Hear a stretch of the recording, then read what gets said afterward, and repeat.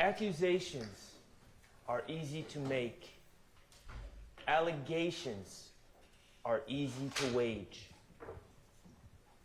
And this indictment has plenty of both. But here's the thing. There's a big difference between making allegations and proving them in court beyond a reasonable doubt to the citizens of Fulton County. It's a different matter entirely. The state has spent the past year with a hammer in their hand, banging on a square peg that they call evidence. Banging, banging, banging, trying so hard to fit that square peg into the round hole that they call their narrative, their theory. And the reality is that square peg does not fit in that round hole. It never fit. The state hasn't proven their case, and they certainly haven't proven their case beyond a reasonable doubt. In this indictment, the state accused Shannon Stillwell in count 1 of violating the conspiring to violate the Georgia RICO Act. He did not. They have not proven their case beyond a reasonable doubt.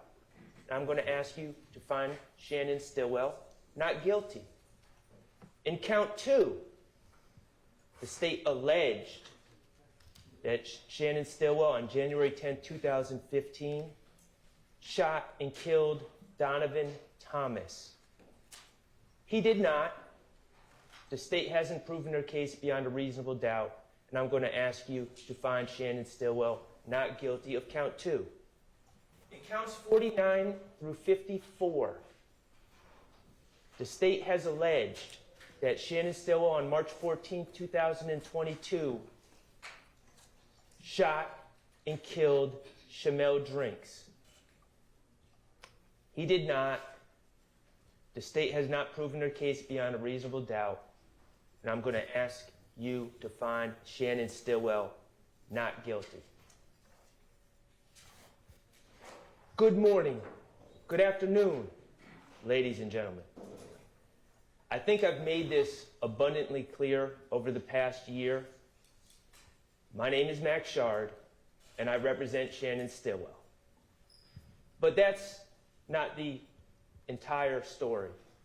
In fact, I have been joined by my co-counsel, Mr. David Botts, my wonderful legal assistant, Shaquille Kokomo, and it's been our honor to represent Mr. Shannon Stillwell throughout this process. And I'm excited for the opportunity to talk to all of you about the evidence that we have heard over this past year. But before we get started with that, I want to acknowledge you, the jurors. I want to acknowledge the immense time commitment that you have given this case.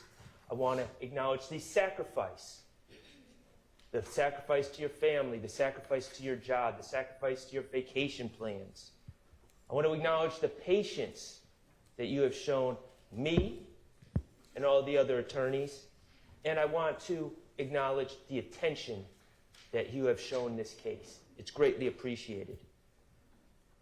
I acknowledge the fact that you have been paying close attention to this case, and for that reason, I'm going to try to avoid rehashing every piece of evidence. I'm going to try to be as direct and concise as possible to avoid unnecessarily taking up too much more of your time. Mr. Kokomo, if you could put page 3 up.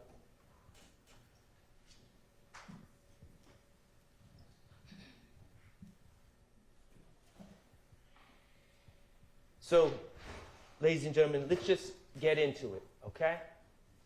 Count 1, as the state discussed in their opening, Mr. Stillwell is charged with conspiracy to violate the Racketeer Influence and Corrupt Organization Act. And essentially they're saying he conspired to acquire, maintain directly or indirectly an interest in and control of United States currency and other personal property through a pattern of racketeering activity, and while associated with an enterprise did unlawfully conspire to conduct and participate in, directly and indirectly, such enterprise through a pattern of racketeering activity. It's a lot of words, that's a mouthful.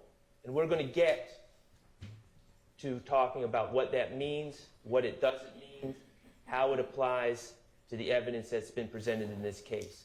But before we even get there, I want to talk to you about a big part of the state's case in count 1, but also the other counts that they allege against my client.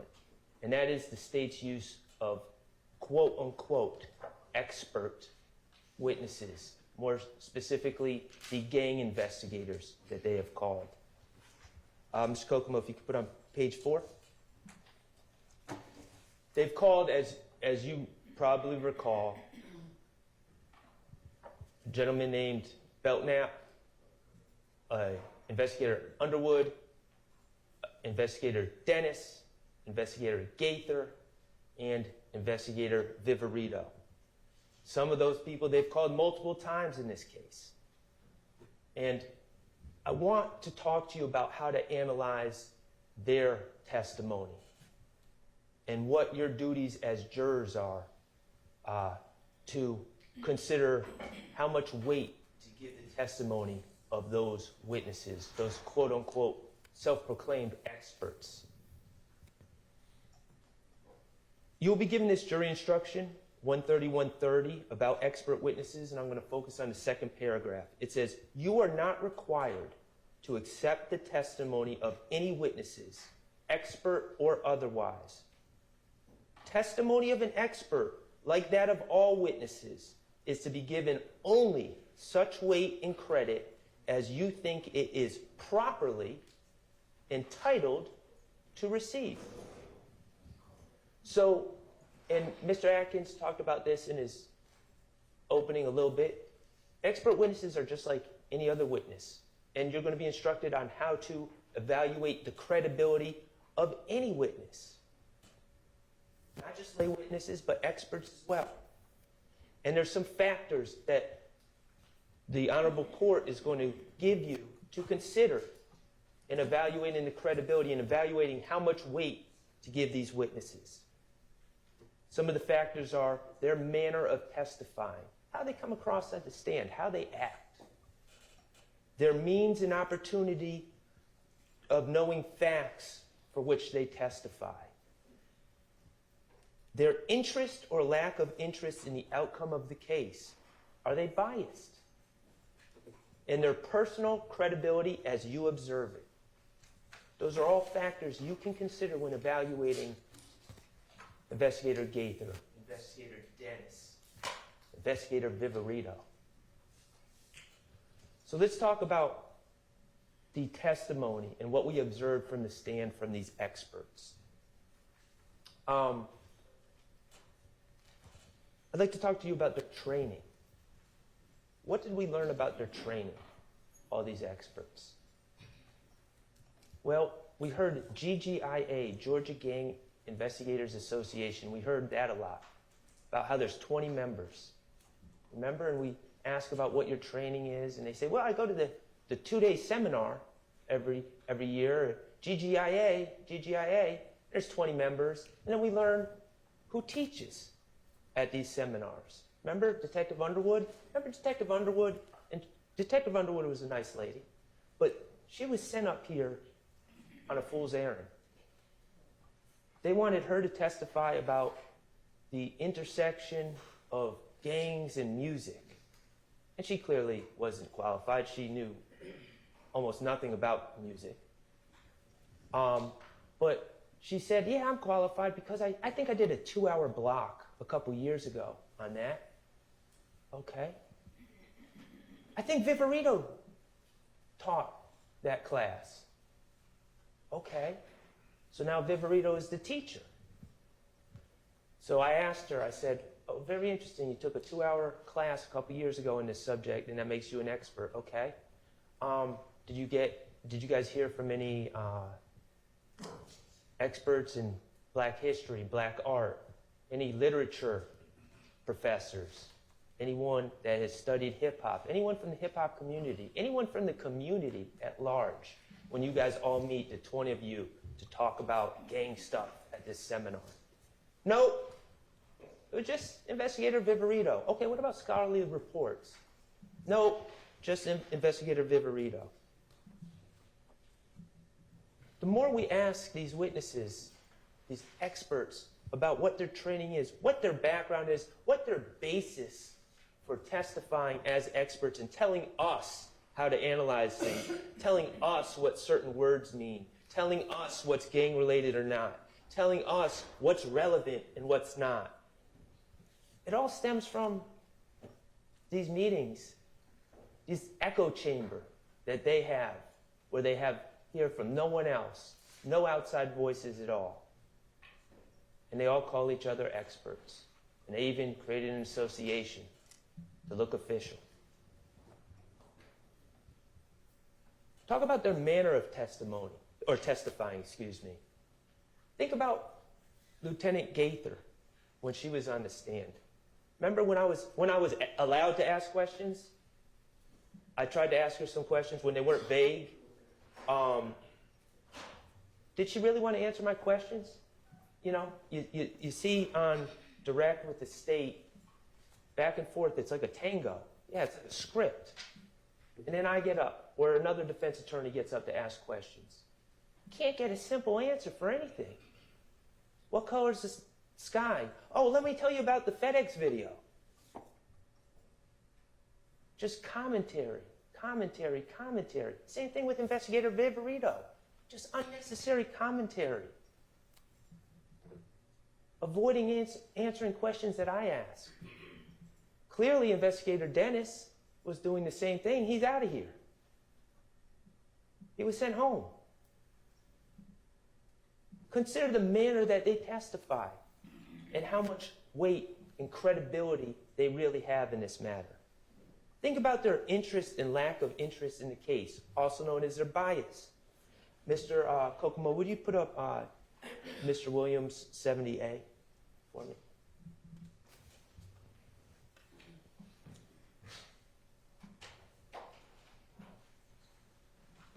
Remember this? Remember Lieutenant Gaither getting up there? Oh yeah, I saw that. This was important. This was a symbol of a gang war. This is the gang war that was going on. This is YSL declaring war on Bird Gang, which is an offshoot of the If Gang. Oh yeah, that's what it is. She told you that. As sure as can be, the expert that y'all are supposed to rely on. Well, what did my good friend, Attorney Brian Steele, do? Brought in the album cover. Wait a second, you're saying that this is a hawk skull and a gang war? Isn't this an album cover of a collaboration between my client, Young Thug, this is Attorney Steele talking, Young Thug and Future? And isn't his label Free Bands? And isn't Future's Free Bands mascot an eagle? Isn't this album cover just signifying the collaboration between the eagle and the snake? Doesn't that make more sense? After all, that's exactly what the album is. Okay. Mr. Kokomo, could you put up 471 BV?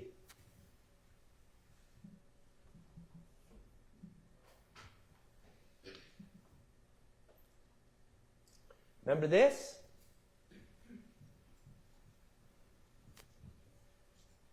This Kokomo, that's not 471 BV.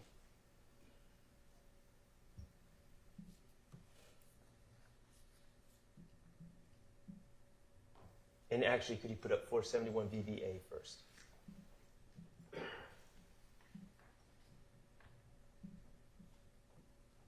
Okay, we saw that video. But first, actually, VB.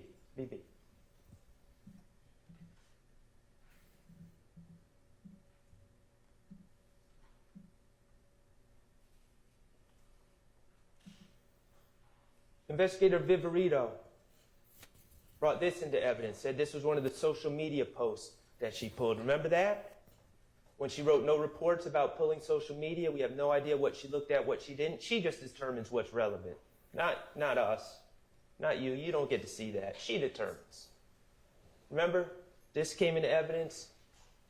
She said, of course, she didn't give us a date because she wrote no report, but she said she collected this shortly after the shooting of Shymel Drinks.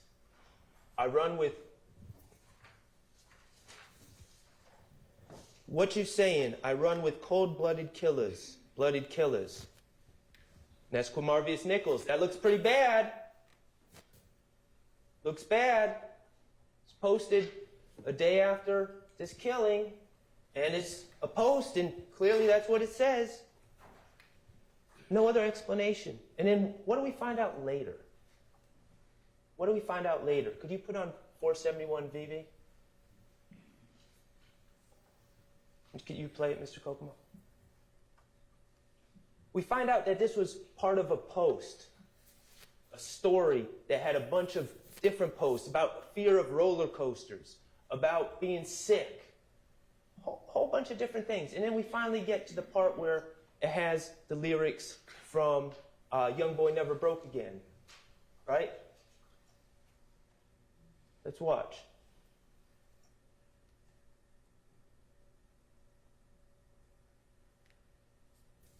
We don't even see these lyrics. Why don't we see them on this post? Because they're on for a millisecond in the very beginning of the switch. And we hear about Instagram and how those aren't really words that Mr. Nichols would have typed. Those are words from a song that he picked. And sometimes you pick the lyrics if you want, and sometimes Instagram picks them for you. But what else do we see from watching the entire post? Those weren't even the featured lyrics. The lyrics were being transitioned to the lyrics that either Instagram or Mr. Nichols picked, but in a split millisecond, for whatever reason, these lyrics that Investigator Viverito so desperately wanted you guys to see were on the screen. And so what did Investigator Viverito do?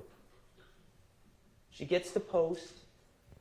She goes frame by frame until it gets to that exact point where it has what she feels looks like incriminating words by Mr. Nichols. Words that weren't even picked by him. And she freezes it, and she screenshots it, and then she puts it in front of you. Again, no report about what she did. She manipulated the evidence. And she's caught. But what does that tell you about her when we're talking about assessing credibility, your lack of interest in the case, your bias? Does she have an agenda when she does things like that? Of course she does. She's not a neutral witness. She might as well be sitting here. But I don't even think they would do that.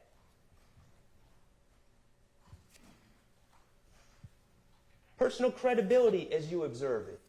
Mr. Kokomo, could you put that other exhibit that you put up, the affidavit?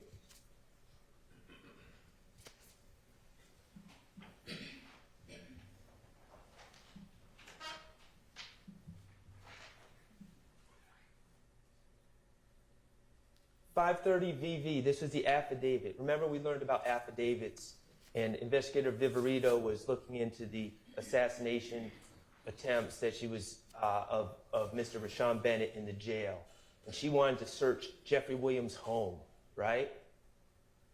And so she had to fill out an affidavit to give it to a judge to get permission to convince the judge, basically, to give her permission to search Jeffrey Williams' home for evidence. So what does she do?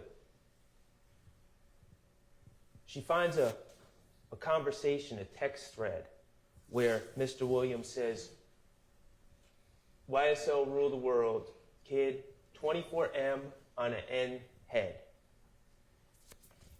And she bolds it and makes it bigger and circles it for the judge to draw attention to that, because of course she wants the judge to feel that Mr. Williams is just ordering hits on people. That's the implication. That's the message she's sending the judge.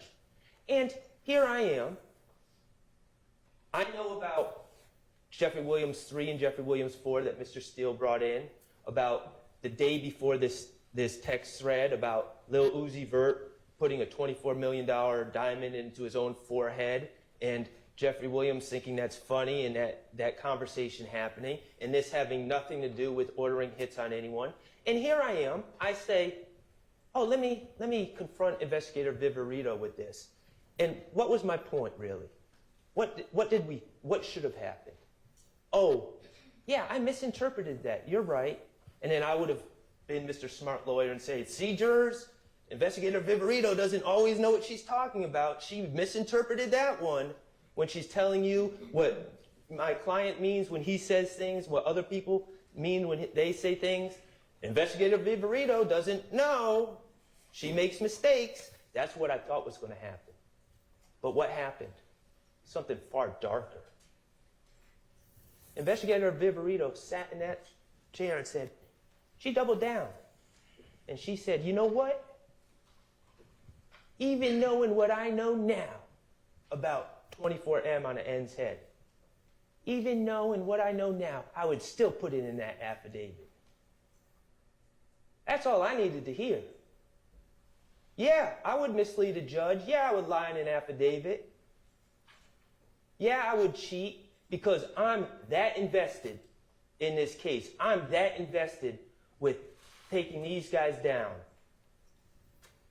I'm that invested. And if she's that invested in that, and the rest of these gang investigators are that invested, consider their credibility. Take what they say with a huge grain of salt. You don't have to believe what they say. You can disregard everything they say. The law allows you to do that.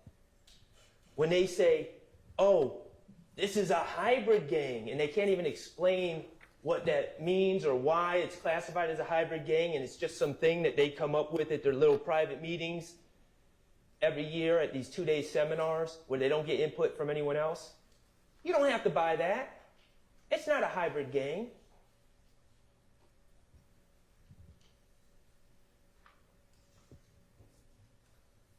All right.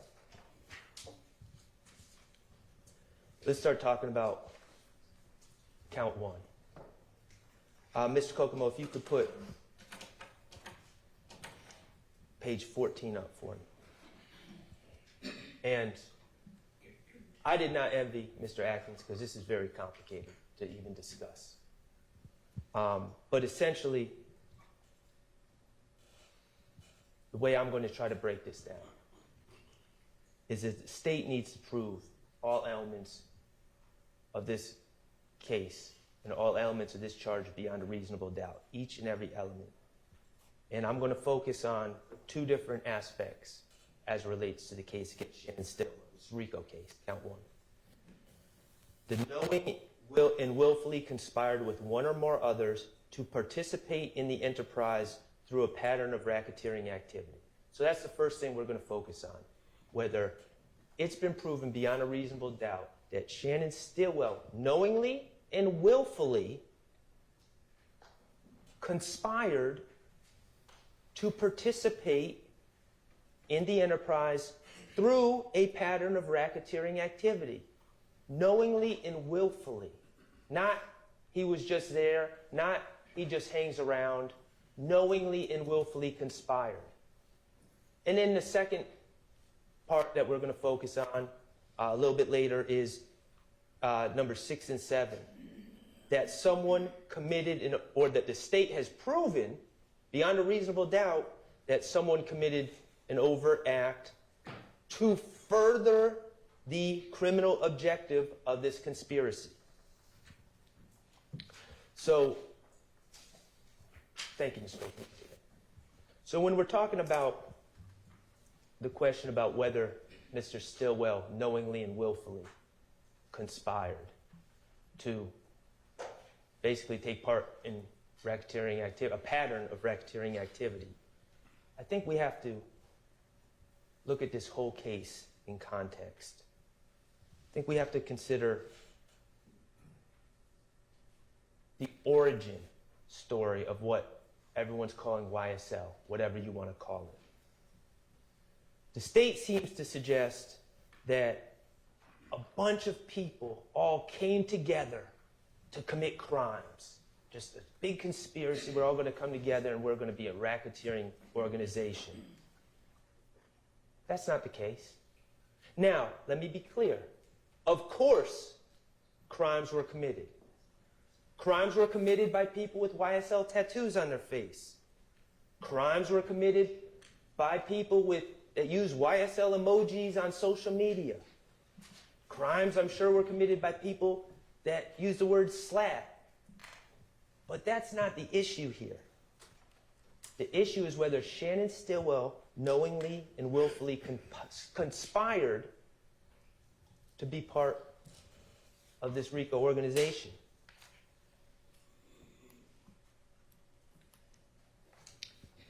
We've heard from different young men, and again, we heard from them in the year 2024, talking about things that happened in 2012, 2013. So please keep in mind, when you see a 28-year-old testifying in 2024, we're talking about maybe a 16-year-old back in 2012. And we've heard testimony from people from Cleveland Avenue. We heard from Walter Murphy. We heard from Trontavious Stevens. We heard testimony from people from Capitol Homes. We heard from Quindarrius Zachary. We heard from Antonio Sledge. We know that my client, Mr. Stillwell, is from Thomasville. We know that he was raised by his grandmother. His mother was never part of his life due to her drug addiction. We know about these communities, about poverty, about the lack of education. I'm not trying to paint with a broad brush. This does not apply to everyone in these communities. But as a whole, we know the struggles that these communities have had. Lack of education, underemployment, drug addiction, kids looking for food, sharing clothes with peers, hopelessness, a sad, tacit acceptance that it's either rap, prison, or death. That's the reality where a lot of these kids at the time were living. And the state, throughout their presentation of this case, has played several videos of people, of young people in parking lots, at parks. Some of them might have a gun, using foul language. Someone might be smoking marijuana. Some might be saying slap. A lot of times people are, and it's kind of sad to watch, a lot of people talking about all the stuff they got when we all know they really don't have anything. About all the cars they own. Remember that one gentleman? Oh yeah, I'm getting my daughter this, I'm getting my son that car. You know, cap. We saw those videos, and I'm watching all these videos, and I'm wondering, you know, what's the point? Why is the state playing this? Just to show, like, bad kids, or who they feel are bad kids, just to show who they feel are future criminals? Like, what's the point of these videos that are really sad to watch? And then they played this video, and it's marked 54W, and I'm going to ask Mr. Kokomo to pull it up, but not play it yet. And it's a video where you see a group of people hanging out in the park, in a parking lot in the park, and you see Jeffrey Williams. Shannon Stillwell's not in this video. And you see Jeffrey Williams leaning on a car. And you see his emaciated body. You see his teeth that are rotten. And he's wearing pants that are clearly too short, too small, clearly been handed down, traded. They didn't come out of Phipps Plaza. You see him wearing a Alabama Letterman jacket. And I'm not talking about like the cool Letterman jacket that you might get at Mitchell and Ness. That's where you get like high-priced sporting goods, throwback stuff. Not cool like that. Like one that was probably made in the 80s. The Letterman the sleeves are all nasty, and the thing comes down to like his navel. And people are picking at him. Not in a harmful way, but picking at him, picking at his clothes. Go ahead, Mr. Kokomo. Checking out here. Hold on, look. My partner say the man stole his swag. No. Hey, Jill, how you say he do it? Hold on. Let me wind it out. Hey, Papa, get on the nigga. Hold on. My nigga, Lil Jeff say he the king of white swagging, right? Stand on one time. Let's just let these folks see what you're doing now. Brought out right here, man. You know what I'm saying? All right, you check him out now. What happens there? I think about when I was young. If I had to struggle, if I had to wear clothes that I was embarrassed about, if I was embarrassed about anything, I would hide, I would run, I would stay inside, I'd be ashamed, I might lash out at people picking at me. But what happens there? Jeffrey Williams takes those clothes, those tattered clothes, those old clothes, those ill-fitting clothes, and he twists it. He turns it around. Nah, these aren't rags. This ain't nothing to be ashamed of. You can take it down. This is white boy swag. This is swag. Think about that for a second. What that means, and I'm not suggesting Shannon Stillwell saw that video, but that mindset. I'm not ashamed where I came from. In fact, I'm going to turn it into a positive. I'm going to turn it into a sense of pride. And lo and behold, what happens? Everyone starts wearing the skinny jeans. Now think about if you're Walter Murphy. Think about if you're Trontavious Stevens in that Cleveland Avenue neighborhood. You're struggling, you're dealing with the same things that Jeffrey Williams is. And you're ashamed and you don't feel good about yourself.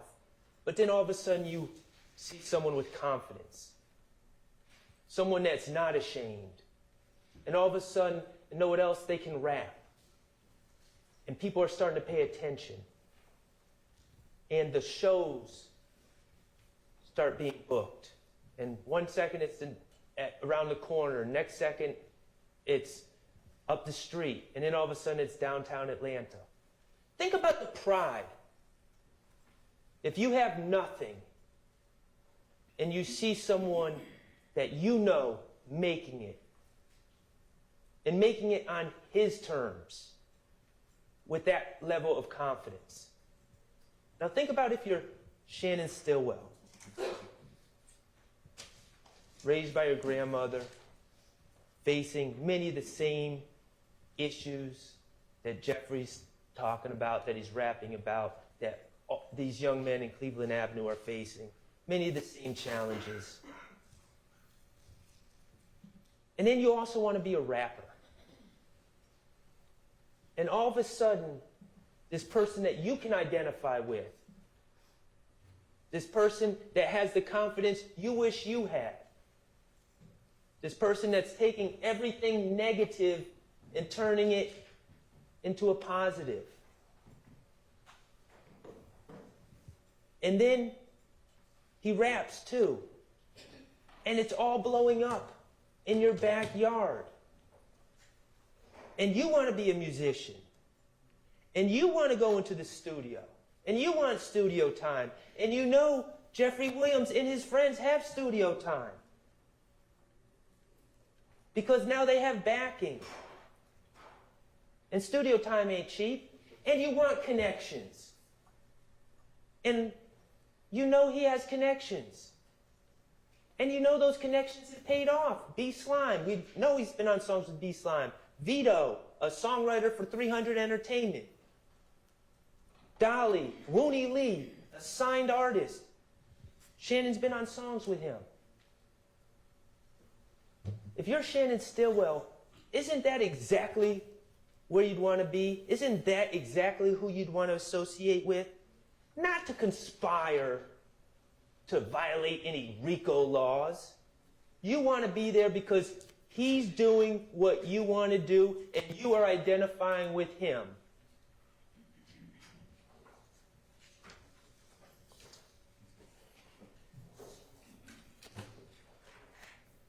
What have we learned about this quote-unquote gang that they're saying exists. You know, Detective Belknap, the first time he testified, talked about gangs and talked about red and blue don't mix. They have a solid hierarchy and structure, strict rules, chain of command. You're beaten in. You can't get out. If you try to get out, you're beaten out. If you're false flagging, if you're claiming to be part of the gang and you're not, severe repercussions occur. Well, what do we know about YSL? This group of young men, many of whom are musicians, many of whom have known Jeffrey Williams since they were little, who are thrilled for his success, who are living through him. Well, there's no initiation, no dues, no money sharing at all, no rules or organizational structure, no hierarchy, no rules about false flagging. Anyone can do it. Everyone does do it.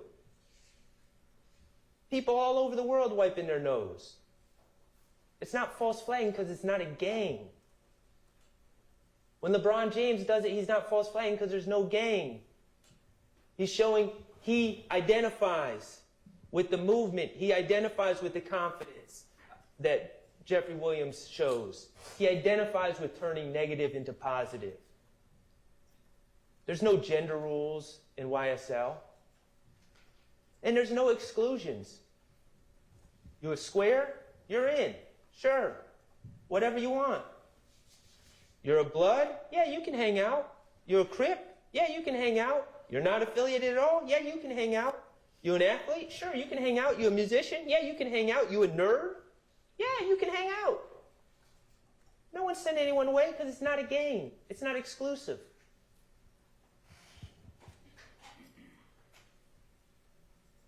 The only people that say this is a gang are those people that all talk to each other at GGIA, at the Georgia Gang Investigators Association, that don't want to hear from anyone else and just want to have their conclusions. Those people are also very biased in this case.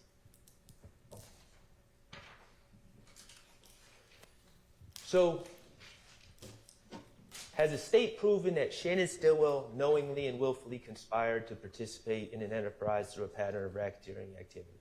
Well, Mr. Atkins says, well, he killed Donovan Thomas, so that's proof right there. Well, that's pretty circular logic. He didn't kill Donovan Thomas. Well, he killed Shymel Drinks, that's proof right there. No, he didn't kill Shymel Drinks. What have they proven Shannon Stillwell has done to say that he knowingly and willfully conspired to do anything other than to be around Jeffrey Williams and try to make music and further his rap career and be around people that he identified with? Okay. He's been in social media pictures with many of the people that he hangs out with. Okay. He uses the word slat. He uses a green snake emoji. Okay. A lot of people do that. He posted, he spends time in a recording studio with other people that know Jeffrey Williams.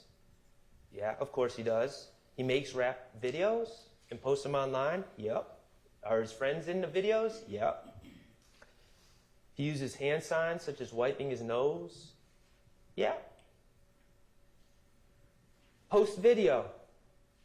The state played one video in their closing about Shannon Stillwell calling out game.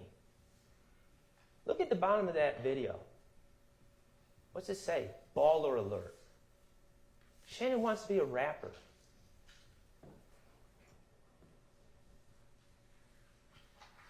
It's picked up on Baller Alert. It's aggregated throughout the internet. This is not coming off of Shannon's Instagram feed.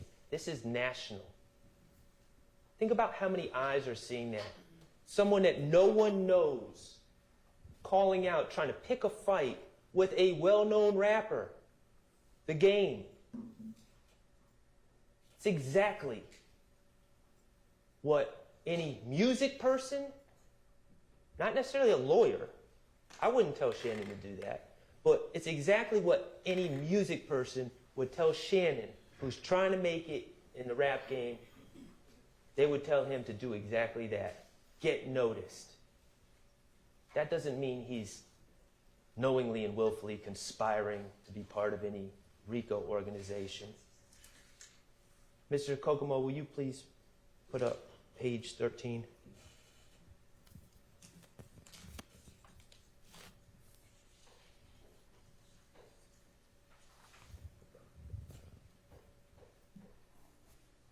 This photo was put in by Attorney Steele. Who's going to tell LeBron that he's acting like a RICO conspirator? Who's going to tell LeBron that he's now a hybrid gang member? In fact, we just heard that the state said about wiping the nose meant, according to the gang experts. Who's going to tell LeBron that he's like ordering a hit in the middle of NBA warm-ups? Does that make any sense? Is what the gang investigators say, should we really take it? Hook, line, and sinker? I suggest we should not. Okay, I'm going to move on to the state's attempt to prove the commission of an overt act in furtherance of a criminal objective. And mind you, they have to prove all of these elements beyond a reasonable doubt. So it's not like I have to show everyone did not happen. These elements all have to be proven by the state. Okay, and a reminder, this isn't just about people committing crime, because I'm just going to sit here and tell you, there's no doubt that people that are in social media posts that are in evidence in this case, there's no doubt that people with YSL tattoos, there's no doubt that people that say slat have committed crimes. No one's disputing that. Isolated crimes by an individual or a group of individuals that have nothing to do with any alleged conspiracy cannot be overt acts. It's not just crimes that or other acts that are alleged against people associated with YSL. The acts must further the criminal objectives of the alleged conspiracy. So what do they focus on? They focus on, first of all, oddly, artistic expression. Jeffrey's lyrics. Like we're just going to pretend there's not a thing called rap music. We're going to pretend there's not a thing called artistic license. We're going to pretend there's not a thing called YSL, the record label. And when Jeffrey says slat in a song or slime in a song, which is recognized worldwide and is popular and sells albums, we're going to pretend that there's no context to this, and we're just going to pretend that all these lyrics are somehow designed to further a RICO organization. That's absurd. We're going to pretend Shannon Stillwell's statements about bragging about beating a murder rap, which is good for his music career, is somehow furthering some criminal objectives of some conspiracy. That's absurd. They list in their list of overt acts a bunch of social media posts. Social media posts of people with tattoos on their face. Nothing else. Just, oh, he took a picture with a tattoo on his face. Or wearing slime clothing or Make America Slime Again clothing. Clothing created, mind you, by Miles Farley, a person who was able to, again, turn negative into positive and turn that movement that was going on in Cleveland Avenue in a way for him to make money through selling clothing, for him to provide to his family. Turns out Miles Farley didn't subscribe to, oh, your options are athlete, entertainer, dead, or jail. He decided to design clothes. And what's his reward? You're part of a conspiracy. What does the state say were these overt acts? Well, they list a lot of petty drug selling. We heard from Trontavious Stevens. I don't know if you remember, but it was a long time ago, I know. But he talked about being pulled over. And I made sure to ask him. And he wasn't denying that he had a bag of weed on him. I said, hey, man, who went in on you, with you, on that bag of weed? I bought it. Okay, yeah, but when you sold it and made a profit, who are you going to share the money with? They look at me like I was crazy. Man, this is a $100 bag of weed. I ain't sharing money with anyone. I'm a drug dealer. I buy drugs and I sell drugs and I make a profit and I keep the profit.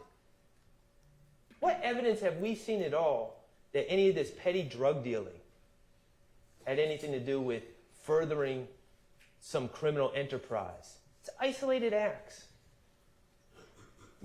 They list gun possession. 2019, they say Shannon Stillwell is possession of a gun in furtherance of the criminal objectives of the conspiracy.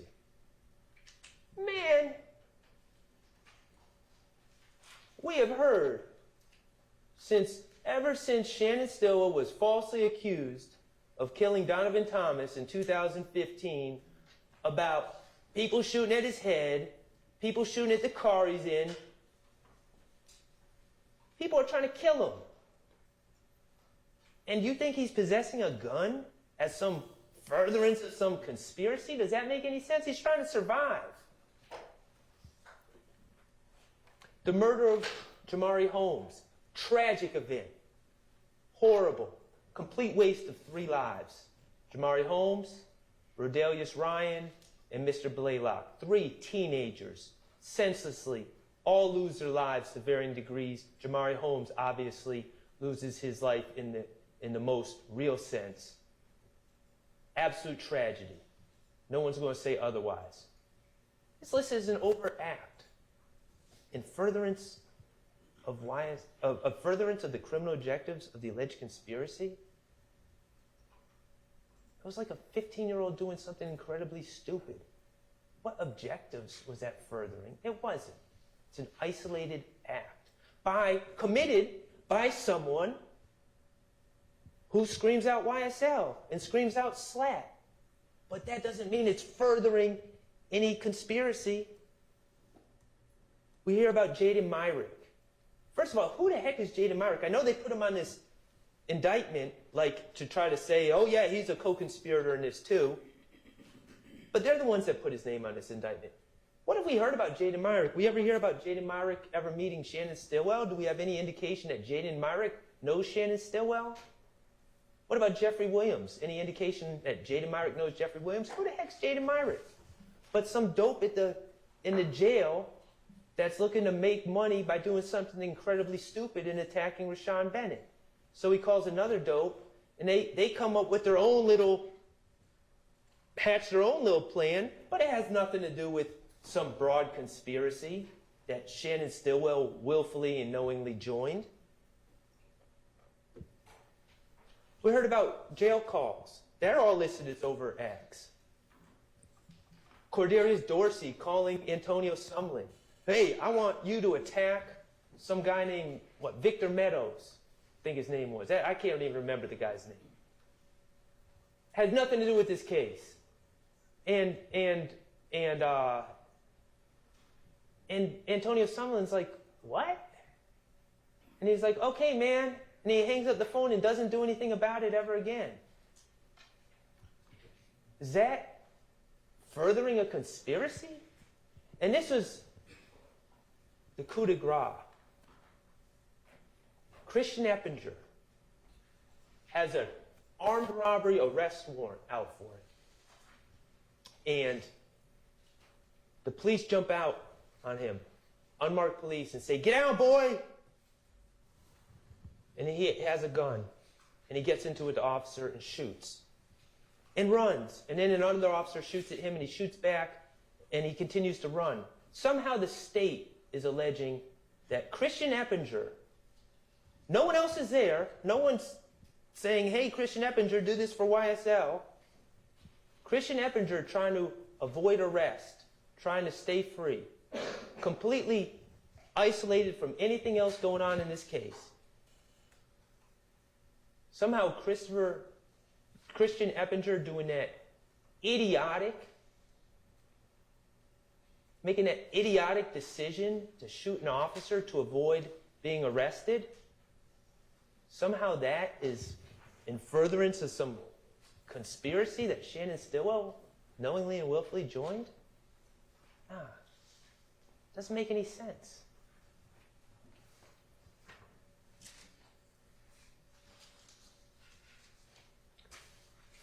In review of count 1, ladies and gentlemen, YSL is many things. It's not a gang, full-fledged or hybrid, and it's certainly not a RICO enterprise. Shannon Stillwell, in associating himself with Jeffrey Williams and Trontavious Stevens and Quindarrius Nichols, his good friend, and Miles Farley and others, and Wooney Lee, he wasn't knowingly and willfully conspiring with anyone to participate in any enterprise aimed at a pattern of racketeering activity. He was in the mix. He was trying to make music. He was also, coincidentally, if we're being honest, he was selling drugs. He wasn't sharing them with anyone. He wasn't sharing the profits.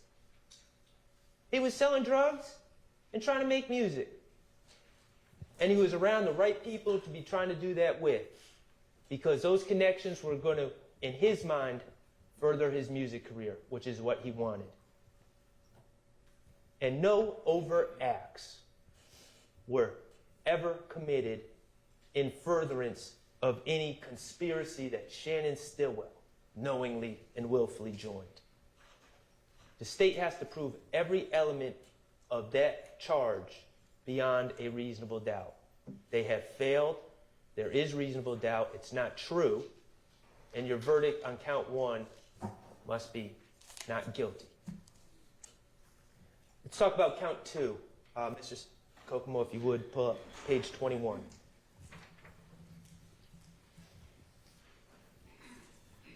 Actually, you don't need to do that. Count 2 is the charge from January 10, 2015, the murder of Donovan Thomas. Okay? But before we start talking about the evidence in the case, and we will, let's talk about music. Okay? We know that Shannon was working on music. I think we've made that clear. Through his phone, through the fact that he's always at the studio, through the fact that he has songs on his phone, multiple songs, some we've heard, some we haven't heard. Clearly, that's what he's doing in life. And we've also heard about drill music. We heard from Investigator Viverito. We heard from Antonio Sumlin. We heard from other people. We heard about the common themes of drill music, the things that make you marketable in that space. Okay? Violence, confrontation, having bodies, homicide, guns, more guns, bigger guns, being the toughest, being the baddest, not being scared, being a danger. Okay? And I'm not asking any of you to like that. I'm not suggesting I like that. Detective Underwood, she clearly didn't like it, and I'm not saying she's wrong. But it is what it is. That type of music exists. That type of music is popular. And that's the type of music that Shannon Stillwell was doing. We heard about the common terms in this drill music. Ops, glizzy, blicky, red lights. And we heard 5 of Shannon's songs. We heard Slat Talk, Lizard Walk, Red Light, featuring B-Slime and Vito. Bull, S-H-I-T, with Dolly, Jeffrey's sister, and Ran This Money with Slime Life Shorty, a signed artist who had already made it, at least to a certain degree. And in those songs, I agree. We hear about all sorts of violence. We hear about red lights. We hear about glizzies, walk them down, homicides, FNs. We hear it all. And out of context, it doesn't paint Shannon Stillwell in the best light. And I don't think I've ever claimed that Shannon Stillwell is an angel either. But it is art. And when he references beating a homicide, when he references beating a murder rap, when he keeps bringing up Donovan Thomas, it's not a confession. That's how he's known. That's what he's known for. That's his selling point in this type of music that celebrates it, much to some of our chagrin. It just is what it is. We saw a post that Shannon Stillwell made on January 27, 2022. On page 24, Mr. Kokomo.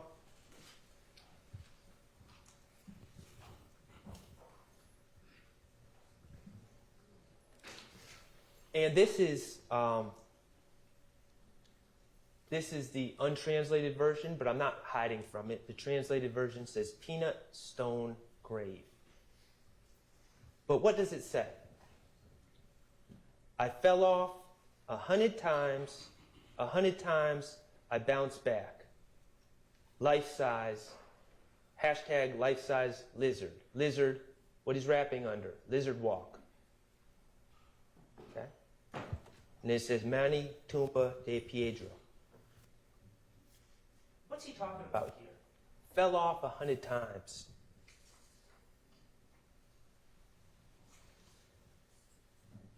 Why does he keep referencing Donovan Thomas? Years later, he's already been arrested for this charge. Wouldn't he be quiet about it? He would if he did it. But why does he keep bringing up Donovan Thomas? Well, I have two things for you to consider. First, maybe, just maybe, on that particular day in June of 2022, Shannon Stillwell had enough. For 7 years, the police put a target on his back, and people had been shooting at him. He was shot at the green store. They shot at his head. He was so bold to go to JJ's Chicken and Fish to get himself some food with the mother of his child and another female who was driving. He was so bold to do that when they left that parking lot, 3 men in a car sped up behind him and shot at that car, riddling the back of that car with bullets, shooting poor Tierra Jones in the face, instantly killing the driver, Miss Jones, causing the car to careen and turn over and over and over, severely injuring Mr. Stillwell, scarring his head to this day, putting him in the hospital for months, putting the mother of his child in the hospital for a month. And then, when the police come to talk to Mr. Stillwell, remember what he does?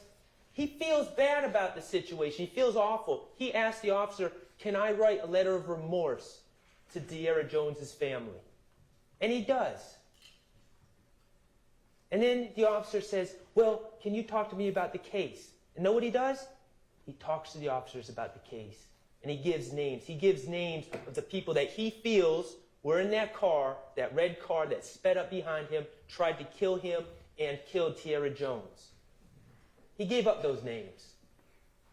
And what was his reward? Page 26, Mr. Kokomo. I think it was Investigator Griffin, I think is the investigator that was investigating that case. What did he tell you? The discovery got out, and it was posted online.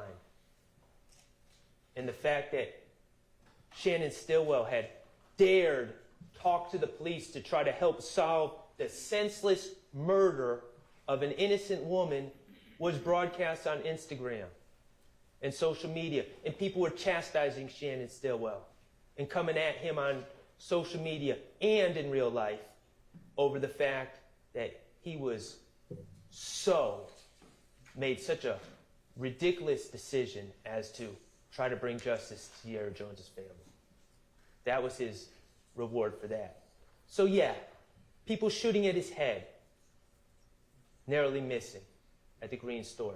People shooting at him in a car, killing someone in the car and putting him in the hospital. People chastising him online for being so bold to tell the police what happened, who killed Tierra Jones, poor Tierra Jones. So yeah, maybe in January 2022, just maybe, possibly, he had enough. He was sick of the nonsense. If you want to say it, then I'll be it. You keep putting me down 100 times, you're making me fall, and I keep getting back up. And what's it all? Ultimately, what's the origin story of it all?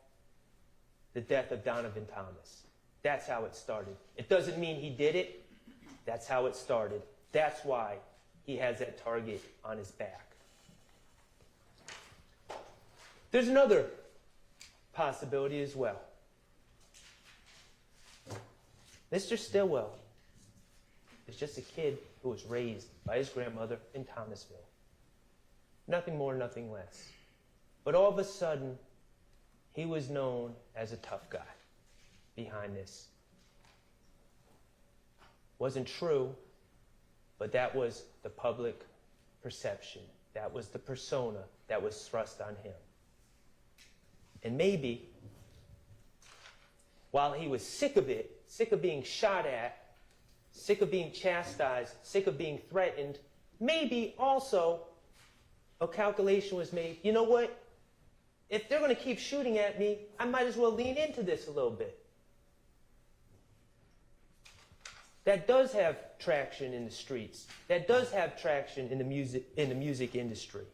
Maybe that's why he's hashtagging his rap name in the post. The bottom line is, yes, I acknowledge he's referencing Donovan Thomas in songs. He's not giving any inside information in these songs that wasn't publicly known.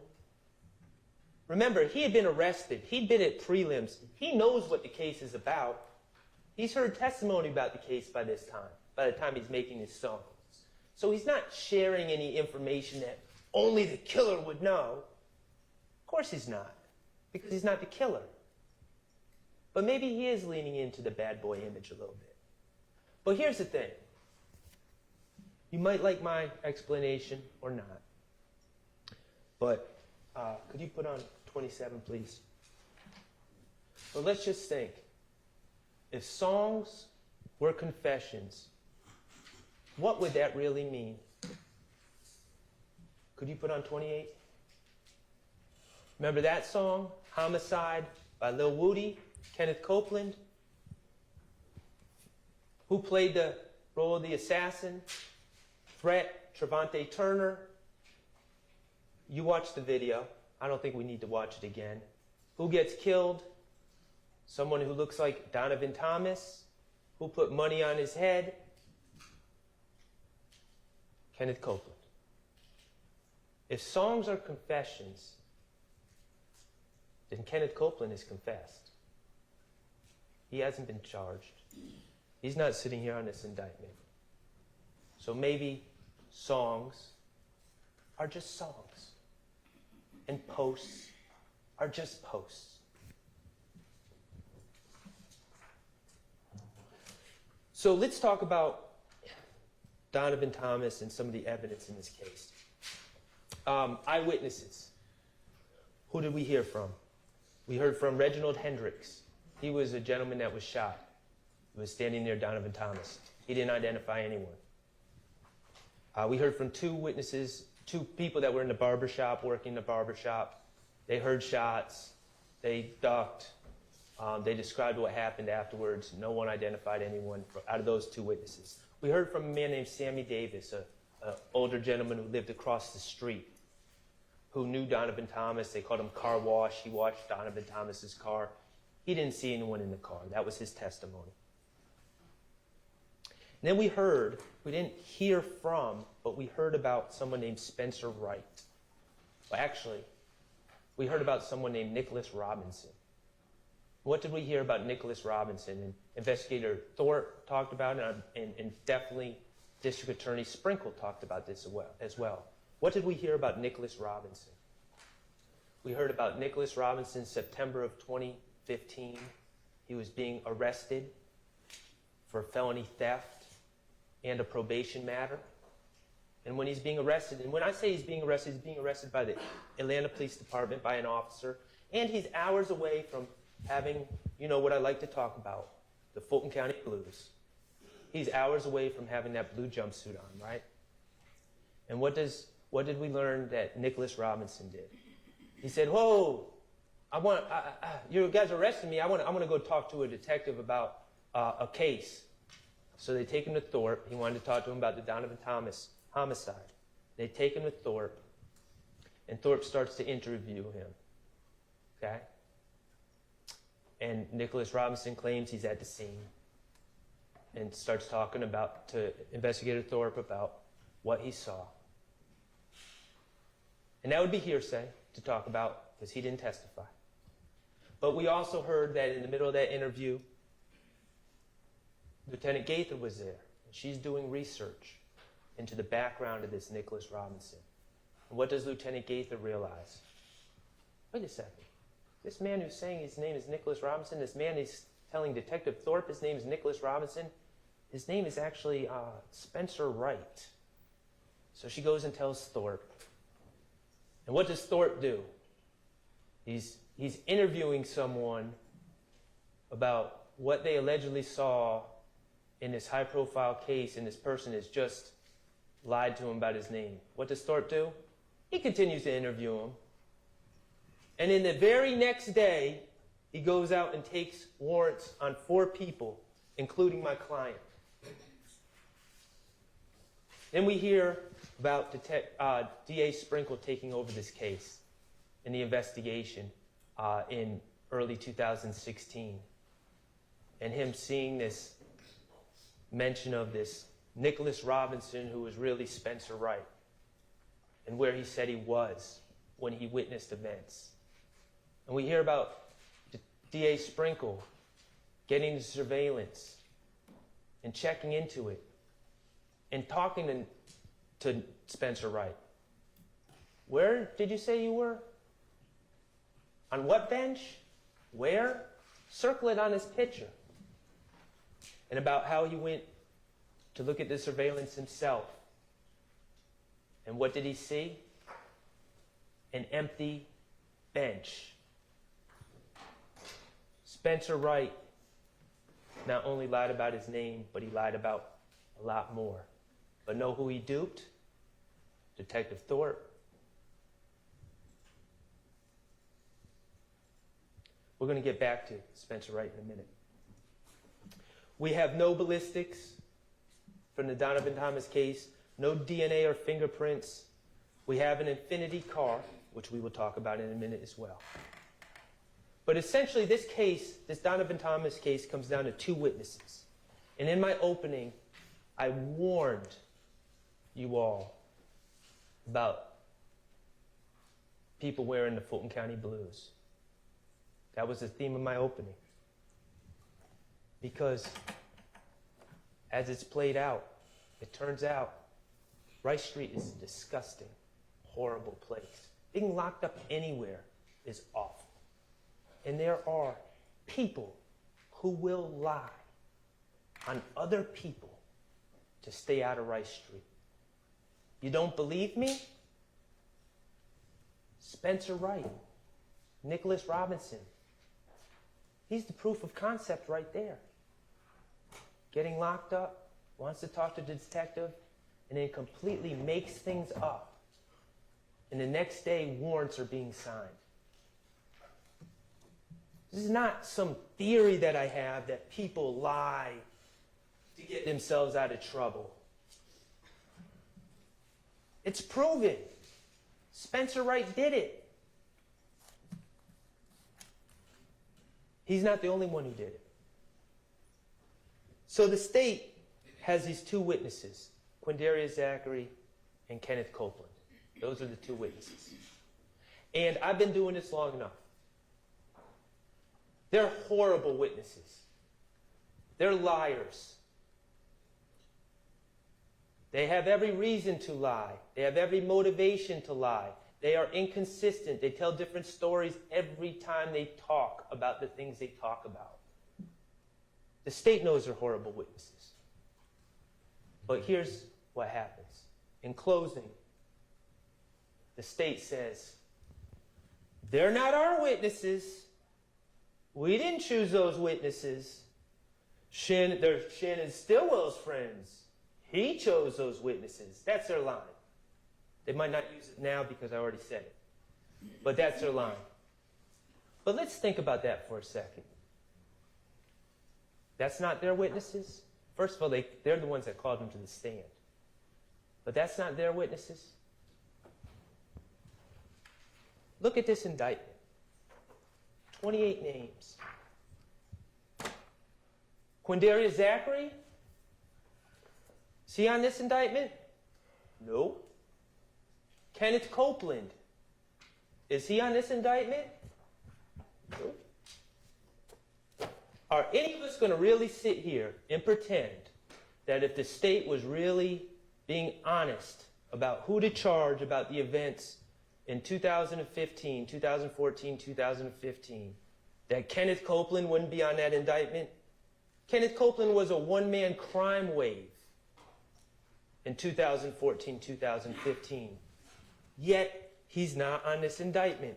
Quindarrius Zachary was a straw purchaser for guns. Quindarrius Zachary was right in the middle, the impetus for one of the overt acts, the April 28th, 2015 shooting of houses. He's right in the middle of this. And they're not on the indictment? And we're supposed to pretend that the state aren't the ones that chose Kenneth Copeland and Quindarrius Zachary as their witnesses? Of course they did. Of course they did. And why did they choose them? What are the qualifications that Kenneth Copeland and Quindarrius Zachary both had when it really comes down to it? They're two people that are willing to lie on others to get themselves out of trouble. That was one qualification that they had. And two, they are two people that happened to put themselves in situations, serious situations, that would require them to lie on others to get themselves out of trouble. Those were their two qualifications. And the state said, sounds good. We'll sign you up. You're our witnesses. You're no longer on this indictment.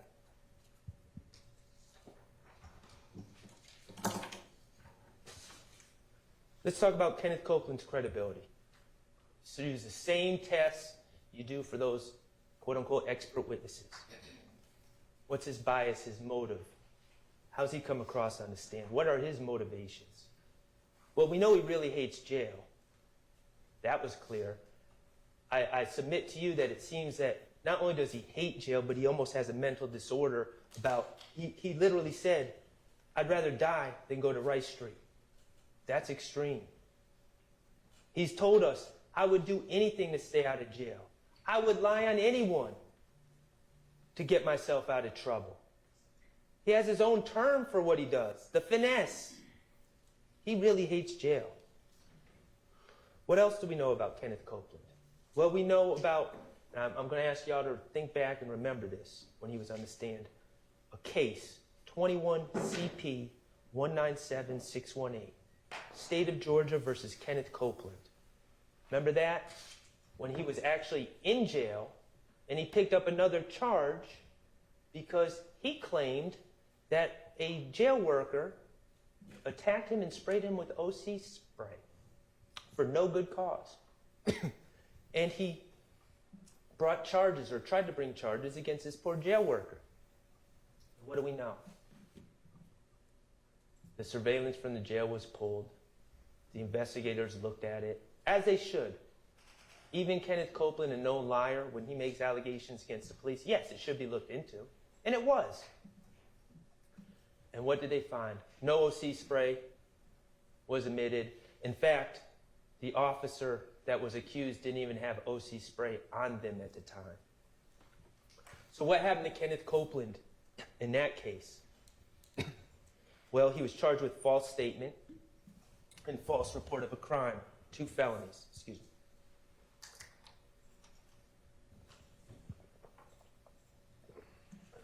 me.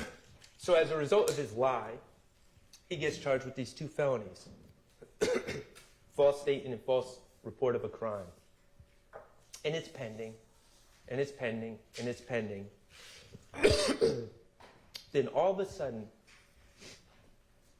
as this case is ramping up, and Mr. Copeland's going to have to take the stand and be asked about his pending charges and his prior lies, all of a sudden, on January 18th, 2024, Fonnie Willis and her employee, Kenneth Hutcherson, quietly dismissed the case against Kenneth Copeland, the case of false statement, a case of false report of a crime. Why did they do it, according to that sheet? Was it, oh, we actually looked at the video again and it actually supported Kenneth Copeland? No. Was it the victim didn't want to prosecute? No. Prosecutorial discretion. They decided it was in their best interest to dismiss that case against Kenneth Copeland before he testified. Remember I told Kenneth Copeland about it? Thought he was going to get up and hug me. He said, my case is dismissed? Yep, sure was. State took care of you. You're not on this indictment either. Kenneth Copeland's a liar. He's a proven liar. And let's talk about his prior statements he made, because we know on June 10, 2015 is when he said Demekion Garlington gave him certain information and that Shannon Stillwell was one of the people responsible for killing Donovan Thomas. Demekion told him at the McDonald's. That's what Kenneth Copeland said on June 10, 2015. Well, we learned that Kenneth Copeland actually met with the police in 2015 4 times prior to that June 10, 2015 interview. We learned that he met with Investigator Thorpe on January 11th. Now, mind you, all these meetings, presumably, if it were true, Kenneth Copeland would have that knowledge of what Demekion Garlington said to him for all these meetings. January 11, 2015, he goes in to talk to Thorpe. Doesn't say anything about Demekion Garlington telling him that Shannon Stillwell is involved in Donovan Thomas's murder. Places himself at the Green Store, which is less than a minute away from the scene of the Donovan Thomas murder. And he's asked about, specifically by Detective Thorpe, if he's ever rented or driven an Infiniti. And what does Kenneth Copeland say? No, never. Denies it completely. That's on January 11th. That's the night going into the morning after of the Donovan Thomas homicide. And of course, we know that's a lie because Kenneth Copeland was in the Infiniti on the night of January 9th with Quindarrius Zachary. So he lies right off the bat to Detective Thorpe. January 28th, he meets with Thorpe, Dennis, and Gaither. Again, never mentions this supposed statement by Demekion Garlington about Shannon Stillwell being involved. In fact, he's asked specifically who he thought killed Donovan Thomas. He mentions his friend Doc and goes back and forth about whether Doc could have done it or not. He shares a theory about Donovan Thomas running off with someone's drugs. He shares a theory about Kelvin Watts robbing people and Donovan Thomas being caught in that situation. And he's also asked on January 28th about a rumor that he stole Donovan Thomas's chain. And what's he say? Oh no, I didn't do that. Someone else apparently stole Donovan Thomas' chain, and they brought it to me, and I realized it was Donovan Thomas' stuff, and I returned it. I don't have any problems with Donovan Thomas. Me and Donovan Thomas are cool. He also said that on the 11th. So then we go to February 20th, the third statement he gave. Again, never mentions anything about what Demekion Garlington supposedly told him. And Curry, Investigator Curry, asked him about the Donovan Thomas case. Doesn't know anything. And then on February 21st, with Gaither and Thorpe, he's again asked about the Donovan Thomas case. Never mentions, oh, Demekion Garlington at the McDonald's told me that Shannon Stillwell did it. Again, he's asked about Donovan Thomas's chain, and it's another lie. Oh, well, someone brought it to me. He sticks with that lie. Lie after lie after lie. Denying beef with Donovan Thomas, denying stealing Donovan Thomas's chain, denying ever being in an infinity.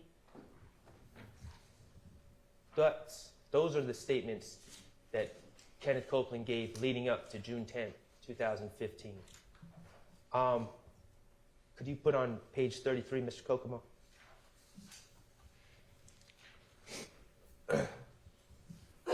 So, this is a picture from June 10th, 2015 that's in evidence. And it is misleading. It shows Mr. Copeland wearing street clothes, civilian clothes, not a blue jumpsuit. But let's not get confused. Let's not get it twisted. On June 10, 2015, Kenneth Copeland, for the first time, was headed to jail for serious charges. That's what's different about this interview. He was headed to Rice Street. He had a gun charge from the Dunbar Rec Center. Remember when he brought the stick into the rec center and left it on the bleachers? He had just been arrested on that warrant from when he did that. And when they arrested him on the warrant, they came into his girlfriend, Deshawn Quarterman's apartment. And what did they find? They find another gun, a stolen Smith & Wesson, in Deshawn's kitchen. And they find a stolen MacBook in Deshawn's apartment. And they find stolen IDs and stolen property in Deshawn's car. And so now we got two guns, stolen property.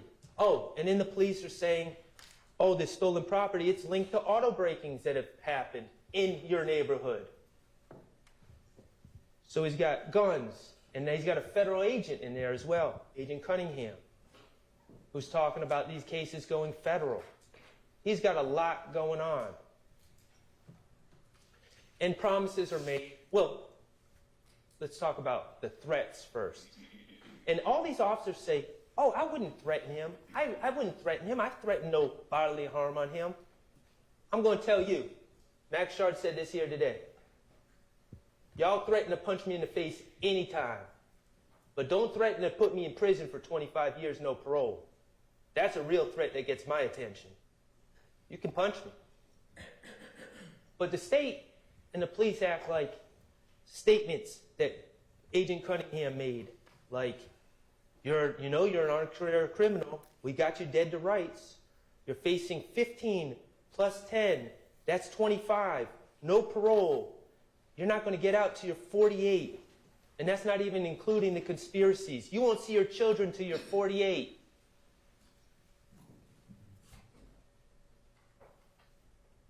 That's a threat. That's a lot more bigger threat than I'm going to punch you in the face or we're going to beat you until you confess. That's a threat. What else do they say? It's totally up to you if these charges go federal or not. You have to help yourself. I'm going to call the U.S. attorney, and they're going to ask me, what did he do to help himself? You see what goes on here? This isn't an accident. This is the playbook. Get the liar, get him jammed up, threaten him, tell him he's not going to see his kids again until he's 48, and then, oh, but maybe we can do something for you. You just got to give us what we want. And yes, that was enough to make self-admitted liar, self-admitted finesser, a person who fully admits that he would lie on anyone to get out of jail, to stay out of jail, to get out of trouble. That was enough to coax him to make up a story about Shannon Stillwell and others. And that was actually enough to put his plan in motion because he knew someone was going to have to back up his story. And that was enough to have him reach out to Demekion Garlington and try to get Demekion Garlington to go out and go on with the story, which, of course, Mr. Copeland told us he's no longer friends with Mr. Garlington because Mr. Garlington would not go along with that story. Or he's upset with Mr. Garlington because Mr. Garlington would not go along with that story.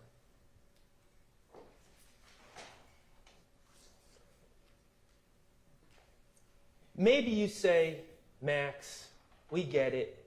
He's a liar. He was jammed up. But maybe this threat of prosecution was what was needed to bring out the truth. Maybe he was being truthful on June 10, 2015. Well, let's think about what else he said on June 10, 2015. Remember when they were talking about those auto breakings that they suspected him of? And said, you're going to have to answer these auto breakings. Why do you have all this property in these cars? We know you're involved. Remember what he said? Nah. That was Lil Mike and Quez that did them. Remember the detectives? They looked at each other, Lil Mike and Quez, Lil Mike and Quez. Well, what did we learn in the cross-examination of Kenneth Copeland? Little Mike and Quez, not only did they not do the auto breakings that Kenneth Copeland claimed they did on June 10, 2015, Little Mike and Quez, they don't exist. He made them up on the spot on June 10th of 2015. So my answer to you, if you think, oh, this pressure was needed to get Kenneth Copeland to finally be truthful, nope. He was lying. He made up people that didn't exist in this very statement that the state wants you to take as truthful from one of the biggest liars we've ever seen in our lives. Mr. Kokomo, if you could play what's on page 35. And what did Kenneth Copeland say on a call from the Fayette County Jail on December 21st, 2022, on a recorded call that Attorney Steele brought out? First thing I did, I ain't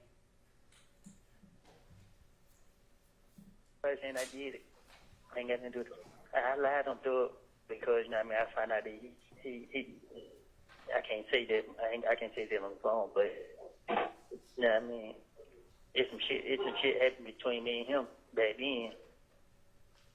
And just so happened I got locked up the next day. You feel me? He admitted. He said, I lied on Thug. The very same interview, he was saying all sorts of things about Thug. He admitted he was lying. He was making stuff up to get himself out of trouble, to get out of his situation. And he got caught in a recorded line saying as much.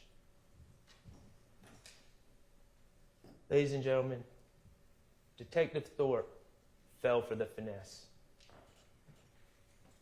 Kenneth Copeland said it was easy. Lieutenant Gaither fell for the finesse. The police report fell for the police department fell for the finesse. Kenneth Copeland got up on the stand and explained the finesse to you, to your faces. We know better than to fall for Kenneth Copeland's finesse. We know better than to just accept his words.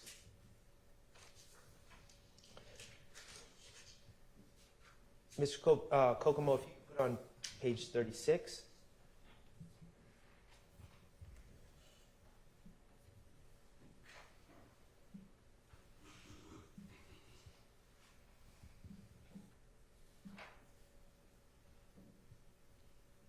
This is the other state's witness, the other witness that they chose to bring in front of you, Quindarrius Zachary. And yes, he's wearing the jail blues, and he had every reason to lie to get himself out of trouble. First of all, what did Quindarrius Zachary say at trial? He admitted that he lied on Shannon in 2 prior statements. One August 5th, 2015 to Lieutenant Gaither, and then one in a proffer session on March 3rd of 2017. And he also admitted on cross-examination that even those 2 statements, those 2 lies he told about Shannon Stillwell, were not even consistent with each other. But none of the police seemed to mind. None of the prosecutors seemed to mind. Why? Remember his lie? His lie was, oh, the night of the Donovan Thomas killing, Shannon Stillwell confessed to me at Jeffrey Williams' condo. And then he also went on to lie about Shannon Stillwell on this August 5th, 2015 statement, lied about Shannon Stillwell's involvement in really a bunch of other cases. Cases that Shannon Stillwell has never been charged with. He just lied on Shannon. And he admitted his motivation for lying on Shannon. He admitted that he knew, or he was under the belief, that when he talked to the police, when he talked to Lieutenant Gaither, first of all, he needed to get bond. He had been locked up for about 7 days. His family had been calling Gaither, we heard about that, begging her to go up and talk to him. What was the urgency? Well, we didn't get into details, but we learned that Mr. Zachary has a serious illness. A serious illness that he wasn't going to fare well at Rice Street under those conditions. So he needed to get out. So he has people calling Gaither, come see me, I want to talk to you. And then he also has the motivation of the April 28, 2015 case, which he was facing at this time. He told you, I was under the impression, and I didn't do the math, this may be right, this may be wrong, but this was his impression, that he was facing something like 185 years. Yeah, that's pretty good motivation to lie. And then he was also concerned because he got caught with a gun on May 7, 2015, that he knew was ballistically linked to other crimes. So that was a reason for him to lie. And finally, why Shannon? Because he wanted to get back at Demekion Garlington, because Demekion had told the police about the April 28, 2015 incident. And he figured blaming Shannon for things was a way to get back at Demekion, because at that time, Demekion and Shannon were close friends. So those were his motivations. Let's talk about the statements he gave. We heard about Investigator Gaither being called repeatedly to go down there and talk to him on August 5th, 2015. And she said, okay. Remember, he wanted to talk about other stuff. He didn't want to talk about his case. He wanted to immediately get to the point where he's telling lies on other people to get bond or get released, get consideration. And Gaither, to her credit, said, no, we got to talk about your case first. Let's talk about April 28, 2015. And what he said, I wasn't there. I wasn't there. The only reason I know about it is because Demekion Garlington told me the next day. So immediately, he's lying to the police, saying he wasn't there, which of course we know he was there. Lieutenant Gaither knows he was there. But what's his explanation? It's odd. It's interesting. It seems to be a recurring theme. I wasn't there, but, and where did he say was also? I was at home because I'm always sick, right? I was at home, I'm always sick, I wasn't there, and the only reason I know about this is because Demekion Garlington the next day confessed to me.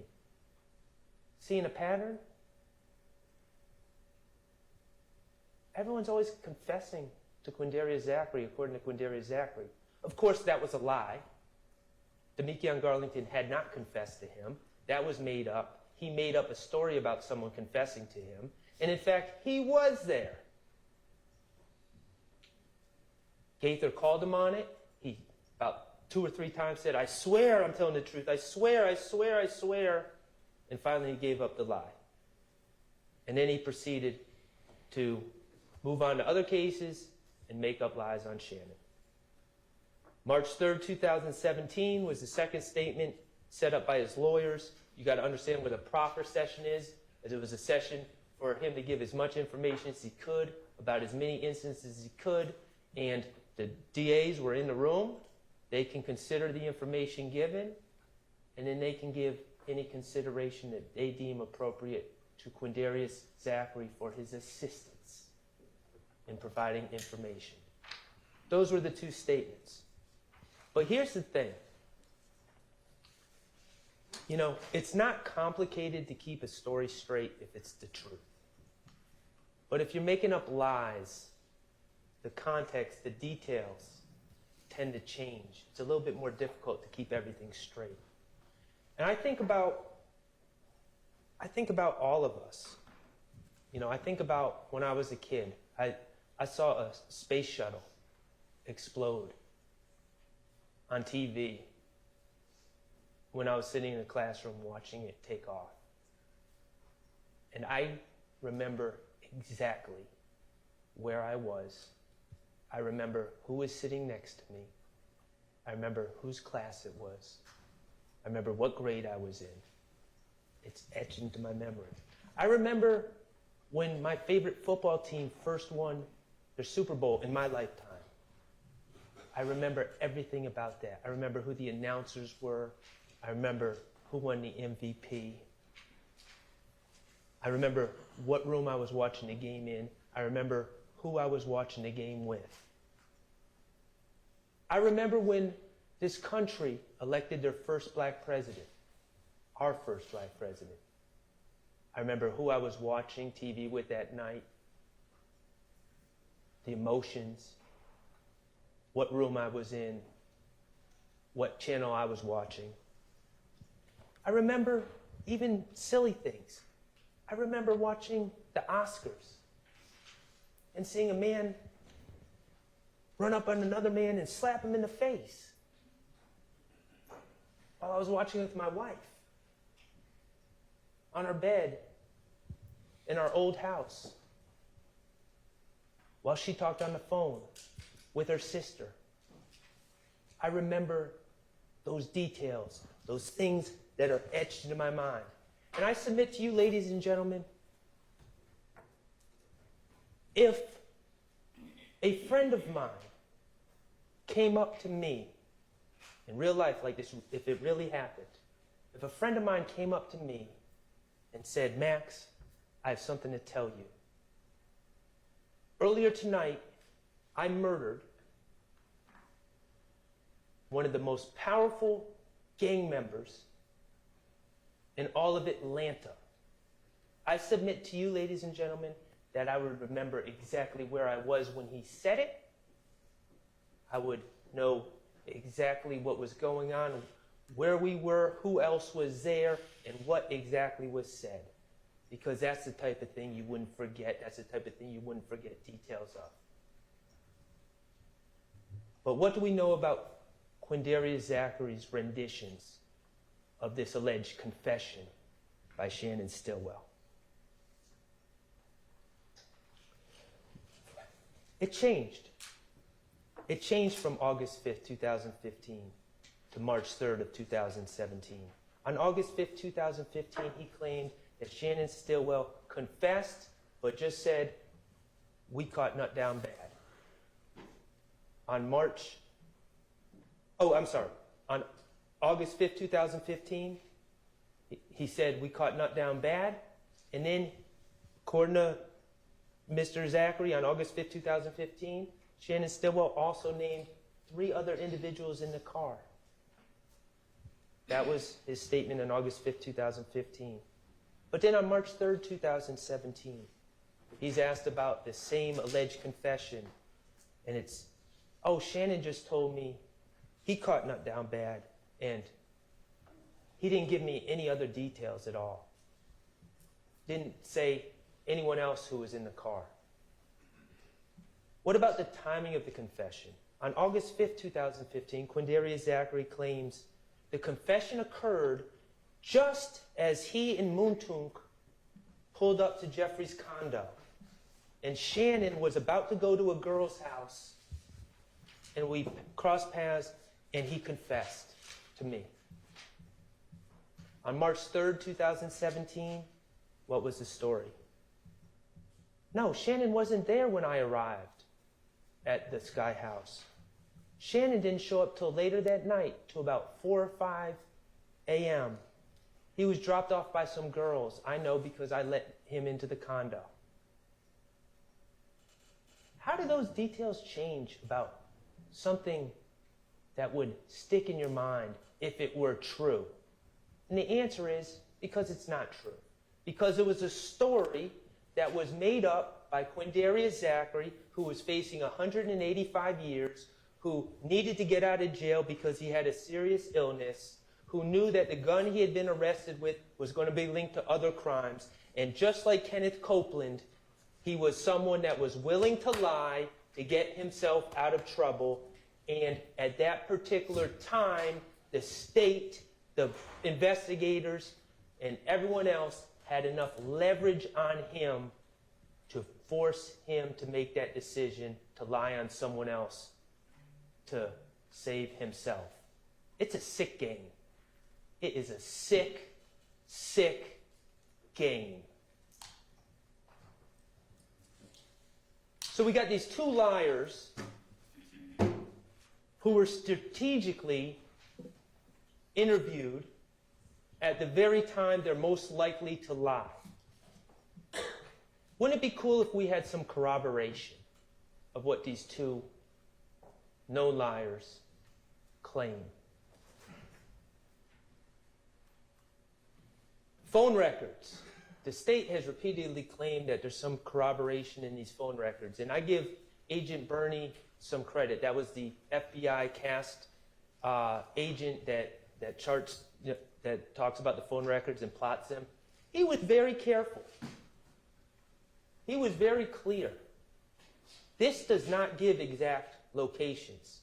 First of all, it's just devices, not people, but it doesn't give exact locations. It doesn't tell you where people were. It gives a general area.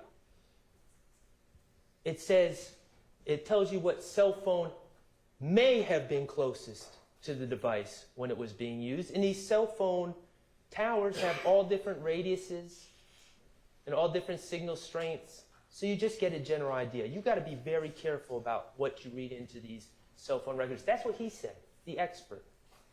And yes, he talked about different people calling different people that know each other calling different people on January 10, 2015. Shouldn't be that surprising.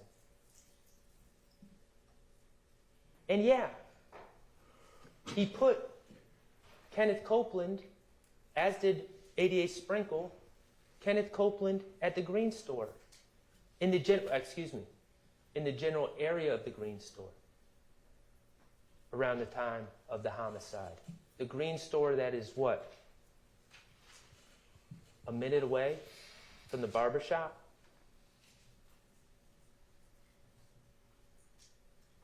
What did the phone records corroborate again? That Kenneth Copeland was right there at the time of the murder? That people were generally going north and south on the highway? What did they say about Shannon Stillwell? Where did they say he was? Go look at those phone records. Did they provide any cell phone records for Shannon Stillwell? How about Diamante Kendrick? What is the power of those cell phone records again? What did they corroborate? Did they have Kenneth Copeland wear a wire? Remember, when he was so desperate to get out of jail, I'll wear a wire, I'll wear a wire.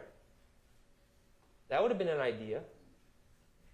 Prove what you're saying, Kenneth. You're a liar. You're a known liar. Don't just tell us stuff. Prove it. Nope, they didn't put a wire on Kenneth. What about wiretapping phones? We know they know how to do that. Did they wiretap anyone's phone to corroborate anything Kenneth Copeland and Quindarrius Zachary said? Nope. So then we get to surveillance video. And this is where this gets kind of ugly. Kenneth Copeland claims he was at the Green store, not outside the barber shop at the time of the killing. And his phone records put him in that general area. How many times have myself or Attorney Steele asked about the Green store? Detective Thorpe claims that he went to the Green store to try to get surveillance, but he didn't think they had any. Really?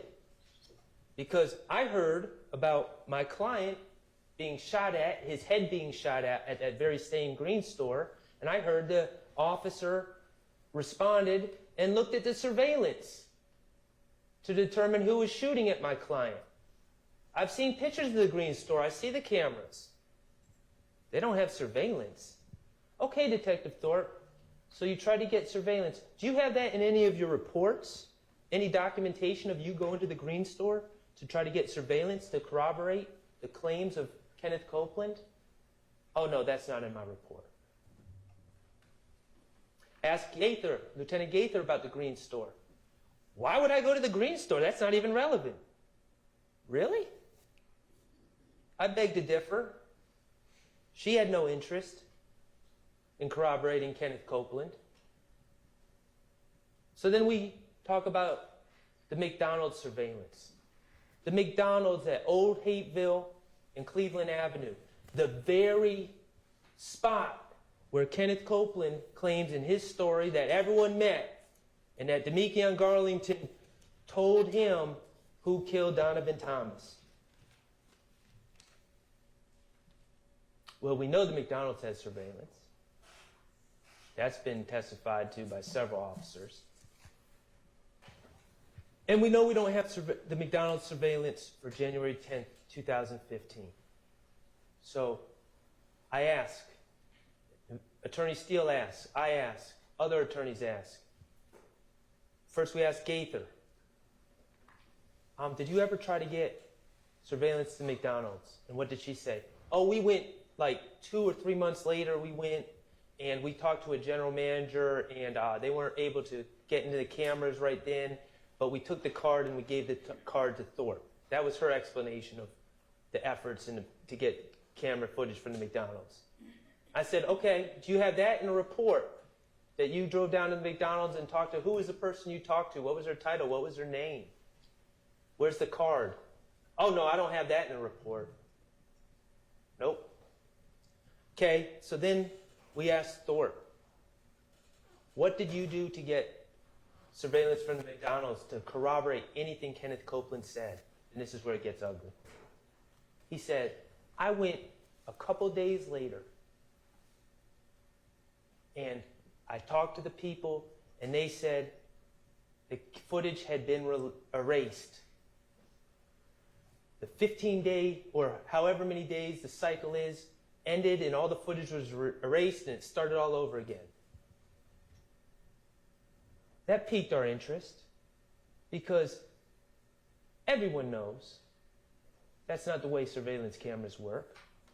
Everyone knows it's first in, first out on a rolling basis, meaning if it's a 15-day cycle, at the end of 15 days, everything isn't just erased, but it starts taping over the beginning parts again, so you always have 15 days memory. Everyone knows that you wouldn't go to the McDonald's 2 days after an incident and find out that the whole system had been erased, because that's not how surveillance systems work. And we asked every officer, it seemed, that came up here. You ever hear of a surveillance system working that way? Where it just all erases at one time, or does it roll first in, first out? Every one of them said they never heard of a surveillance system just erasing all at one time. Every single one of them.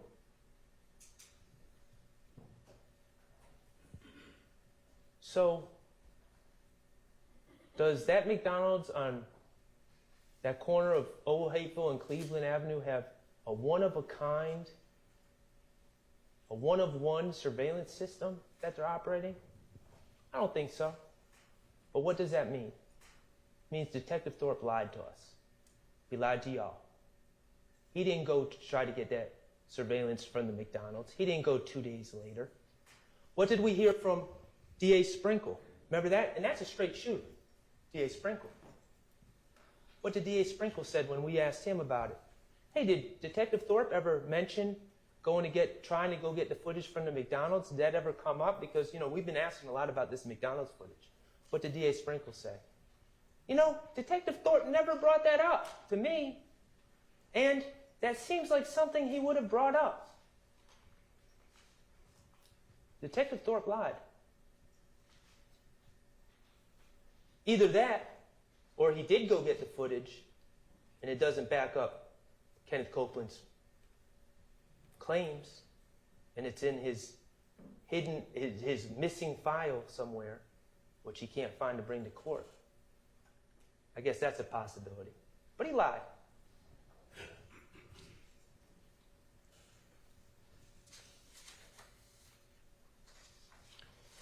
All right, so the elephant in the room. Who killed Donovan Thomas? It's not our burden to solve this case, first of all. The jury instructions are clear. It's not our job to solve cases, especially cases that happened 9 years ago. But to the extent that it factors into the question of reasonable doubt that Mr. Stillwell committed that crime, let's just leave it like this. I know someone who has a closest associate named Trevante Turner. I know of someone who is arch enemies with a man named Kelvin Watts, who's the brother of Donovan Thomas. I know of someone who, with Trevante Turner, went and shot up Rich Homie Kwan's father's barber shop in 2014. I know of someone who stole Donovan Thomas's nut chain and wallet and cell phone out of his truck in late 2014, and when asked about it by the police, repeatedly lied about that situation, repeatedly pretended that him and Donovan Thomas were cool. I know someone who was jumped by Kelvin Watts in Club Crucial on January 6, 2015. I know someone who basically admitted on the stand, I'm listening, to shooting up the TIG studios at 675 Metropolitan Avenue on January 8, 2015, 2 days before Donovan Thomas's death. A shooting which shot a hole in Rich Homie Kwan's windshield. And if you recall from the officer who responded to the scene, a shooting that very well may have occurred while Donovan Thomas was present. Remember, I asked that officer, were there people there in the studio at the time? Yes, there were. Who were they? I don't know. They wouldn't open the door. They wouldn't come and answer. And I know someone who was put on the proverbial plate by Donovan Thomas on January 8th, 2015. Mr. Kokomo, could you please play DS24F?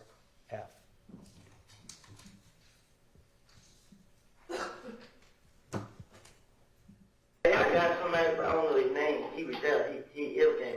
He called the night.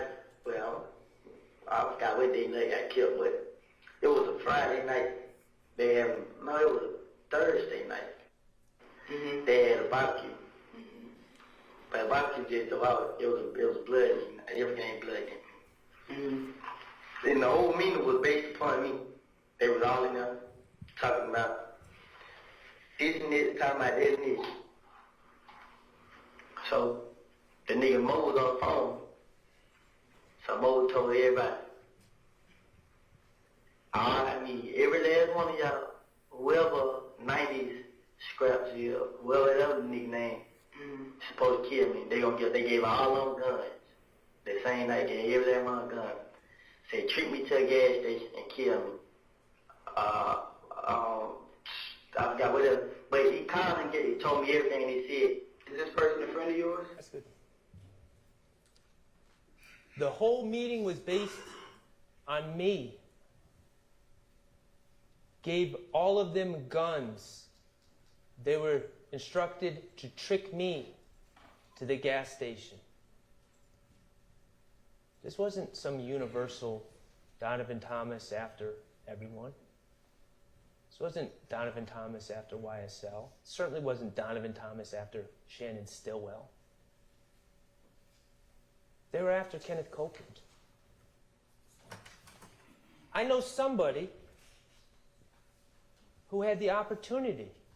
Not only does cell phone records put him right in the area, but we know the car was, we know the shooting, the murder was perpetrated using a certain Infiniti. An Infiniti that was rented for Kenneth Copeland by Jeffrey Williams. Because Kenneth Copeland needed a car. An Infiniti that Kenneth Copeland was in possession of the day before the Donovan Thomas shooting. An Infiniti which was last known to be in the hands of Kenneth Copeland and Quindarrius Zachary before, according to Kenneth Copeland, he handed it off to his good friend, closest associate, partner in shooting up Rich Homie Kwan's father's barbershop, Trevante Turner, also known as Threat.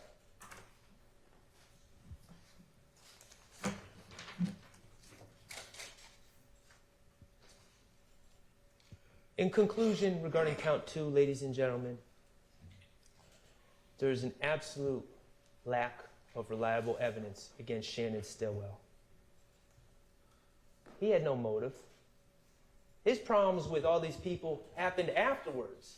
Once APD falsely accused him, once the streets falsely accused him of committing this crime, that's when people started shooting at his head and shooting at cars he was riding in. He didn't have any problems with Donovan Thomas. There's no evidence of that.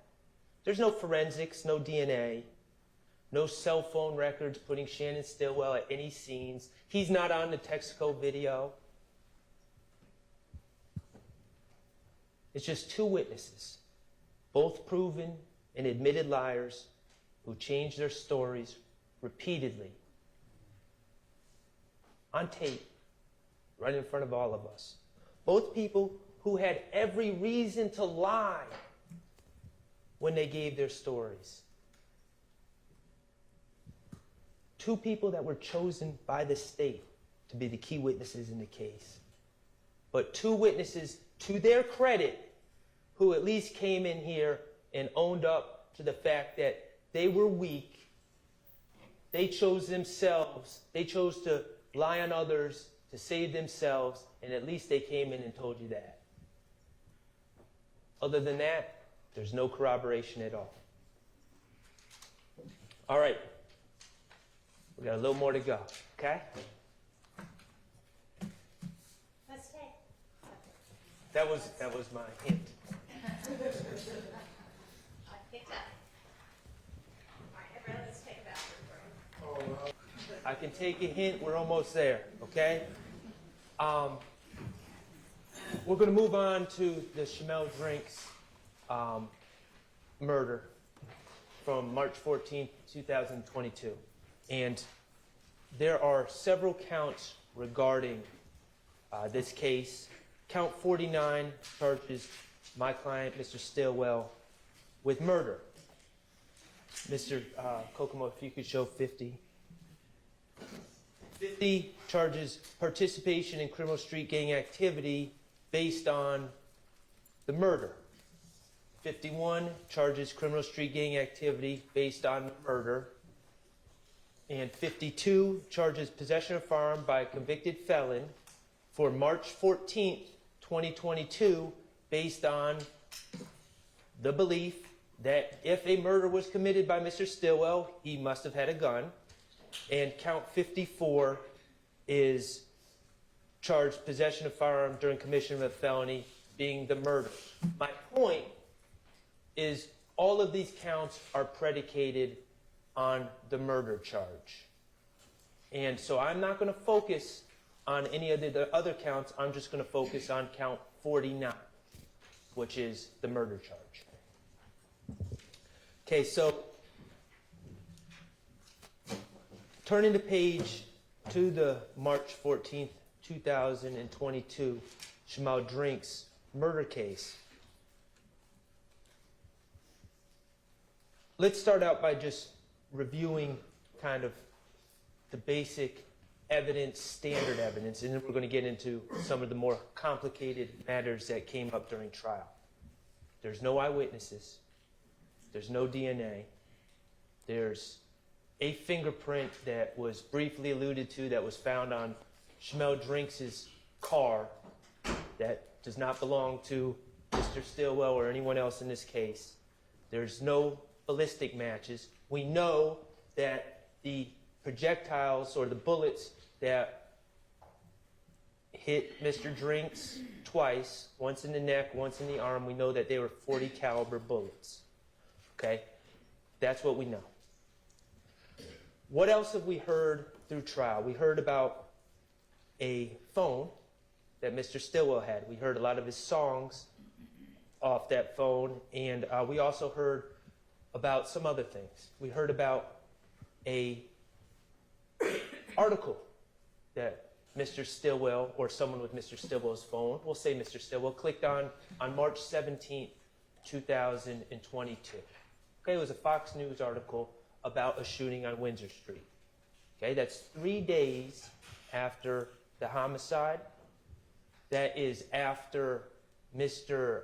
Stillwell's girlfriend at the time, Miss Alexander, alerted him to the fact that there was a shooting on Windsor Street. It's after the fact, it's after she sent a post posted by someone else on Instagram about this shooting on Windsor Street. It's after his grandmother, Miss Jackson, reached out to him to check if he was okay because she saw the news report about this shooting on the news. All that happened on the evening of March 14th. That's how quickly news traveled. It should be of no surprise that by March 17th, probably sooner than that, there was an article about this incident on the internet, on the Fox News website, the local Fox 5 website.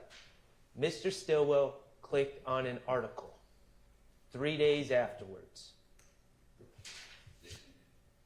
Additionally, we heard about Mr. Stillwell being in we know that he's in the rap, or he's trying to make his way in the rap game, and we know that on the evening of March 14th, going into March 15th, Mr. Stillwell was in the studio. And we know there was a note in his phone that talked about a very standard, very common, not a particularly unique line at all, not unique at all, to be quite honest, from drill music, about ops. That was put in his notes while he was in the studio making drill music. So we have that. Neither of those two things in his phone are particularly noteworthy. They're not strong evidence of anything. But they were brought to your attention by Investigator Viverito, who searched his phone far and wide for any information she could find. And that was what she found. We heard about social media posts. And we heard that those social media posts were collected by Investigator Viverito. And we went back and forth with Investigator Viverito, we being me, about her work collecting those posts. There's no reports on who she was following, what she was looking for, who she was checking out on Instagram, who she wasn't checking out on Instagram. We also know from the post by Mr. Nichols that was presented to you initially in a far different form than it was actually on the internet, that Investigator Viverito was not only collecting posts, but she was manipulating posts to present to you in the way that she deemed fit, because she is biased. We learned that there were several people that made posts about the goings-ons in March of 2022. We know, and I'm not going to hide from it, that Mr. Stillwell made posts about Maine Christian McMiller's death on March 11th, about Darius Ford's death, about how his heart is broken, about how he ain't going to be the only one crying. We know that there were posts on both sides from everyone in the community about what was going on in March 2022. But the takeaway from the post is this, and it actually came from Investigator Viverito. I don't think she really wanted to admit it, but she did. We talked to her about the March 11th killing of Christian McMiller and Darius Ford, and about that investigation.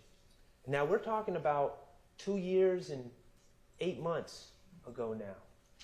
How it remains unsolved, how no one's been charged. Okay? And we looked at some of the posts that were made in reference to that incident. We learned about a Big Nick who posted just after that incident, slime and chalk. And we know what that, it's pretty self-explanatory. And we know about these other accounts. Edgewood, I think it was Edgewood James and Joey Hurst, two other accounts that weren't necessarily their names, may have been kind of like pseudo accounts or fictitious accounts, celebrating in really the most vile ways possible, celebrating the deaths of Christian McMiller and Darius Ford. And I asked Investigator Viverito, and she confirmed, even if they're fictitious accounts, you can see who was posting. You could pull an IP address. You could try to look into that and figure out who was posting. If you really thought that these posts, if you really thought posting about the crime was a confession to murder. And she agreed, she could, but they didn't, because it's not. We learned about Kelvin Watts, also known as Shell Cal. And we saw the post that he made right after the murder of the double homicide of Christian McMiller and Darius Ford, about him putting 2 shells under Donovan Thomas's eyes, about him looking in the camera and putting 2 shells under his eyes. 4 different posts. Another post about with 2 shells and lips sealed. And we talked to Investigator Viverito about what those shells meant. And they meant bodies, in her estimation. So Kelvin Watts is sitting there posting, putting symbols of dead bodies under his own eyes, in his own way with the shells. And I asked Investigator Viverito, and he also made a song. We heard about the song he made, Mafia Story, where he's celebrating the death, where he's describing the death, how they were in a fast car, and how they died on the freeway. Direct references to the death of Christian McMiller and Darius Ford. And so I asked Investigator Viverito, all these posts that Kelvin Watts has made, has he been charged? And the answer was no. And why was the answer no? Because posts on the internet about the death of people, even claims of responsibility, such as putting two shells under your own eyes, that's not enough to charge someone. That's not a confession. Investigator Viverito said the reality is, in this day and age, under these circumstances, dealing in this situation with the drill music and everything else, there's false claiming going on all the time. We can't go by what's on the internet. We can't go by what people post. That's not a confession. That's what we learned from Investigator Viverito. That's what she was forced to concede when we talked about the Christian McMiller and Darius Ford deaths. So when we're analyzing crude, inappropriate, idiotic posts that are made by Demekion Garlington, or even my client, Mr. Stillwell, let's keep that in mind. Those aren't confessions. Those are posts, and they're common. And even Investigator Viverito, who I have maintained pretty clearly is not an honest broker, was biased, even she had to admit that. Ballistics is interesting because we know about the FN that Mr. Stillwell is allegedly being linked with. 5-7 FN. And that was always a hole in the state's case, right? Mr. Drinks was shot with a .40 caliber bullets. Mr. Stillwell has never been linked to any weapon that shoots .40 caliber bullets, at least not in 2022. So Investigator Viverito shows up in court, looking to put her stamp on the case, looking to sway the jurors. And she looks at a video and she says, yeah, on that table, I think that's a Glock 27 based on the bottom of the grip. I'm not an expert. I'm not saying it is, but I'm just going to kind of hypothesize in front of the jury that it's a Glock 27 and they shoot .40 caliber bullets. Okay, you're not an expert, but you're throwing that in front of the jury. Never said it before until you're on the stand. And what's your experience with Glock 27s? Well, one time I went to the gun store and I was trying to decide what kind of gun to buy, and I held a Glock 27. That's it. Think about Investigator Viverito and her bias and her trying to sway you and identify or claim to identify a firearm and the make and model from that picture and what her basis is, what her real basis is. Any evidence that Mr. Stillwell ever possessed that gun? And what did she say? She just can't answer no, because of course there's no evidence that Mr. Stillwell has ever possessed that gun. She says, well, do you have any evidence? Or I don't have any evidence that he didn't. Well, geez, that's an interesting shifting of the burden of proof from the state's witness. She's biased. She came in there to try to solve a key problem of the state's case, which is that Mr. Stillwell is not linked to any weapon that could possibly shoot the fatal bullets in the Shymel Drinks case. And she tried to solve that problem for the state with her little trick and her little identification based on one time handling a gun in some pawn shop or some gun store somewhere. Don't fall for it. It just shows her bias. So we heard the wiretaps. State brought on the wiretaps. And yes, the wiretaps do show Mr. Stillwell. We heard a call, Mr. Stillwell laughing about sneaking out when the police showed up and talking about taking a stick and his FN from the house after the police showed up. We own that. We acknowledge that. Neither of those guns could shoot the bullets that killed Mr. Drinks. But there was another wiretap that was played that I'd like us to just hear again. And Mr. Kokomo, you know where I'm going? Okay. It was from a call on April 1st, 12:29 a.m. And the state made such a big deal of this. Of course, the wiretap, hold on one second, Shay. Just don't play it yet. Thank you. The state made a big deal of this because it's a wiretap. Demekion Garlington's on one end on his cell phone. And the state made such a big deal about Mr. Stillwell, what he was doing on this call on April 1st. Of course, we know he was in jail. He'd been arrested on March 17th. So he's in jail, and he's talking to Demekion Garlington. And they make a big deal. He's on a contraband phone. He's on a contraband phone. Now, I'm not saying that's right, but let's think about that scenario for a second. We've been sitting here for a year listening to the same. This call is subject to being recorded, right? Every time someone comes from the jail, because it is recorded. Mr. Stillwell's on a cell phone. He doesn't know Mr. Garlington's phone is tapped. Mr. Garlington doesn't know his phone is tapped. As far as they're concerned, they're having a private conversation. They have cut out the recording and are having a private conversation about March 14th, 2022.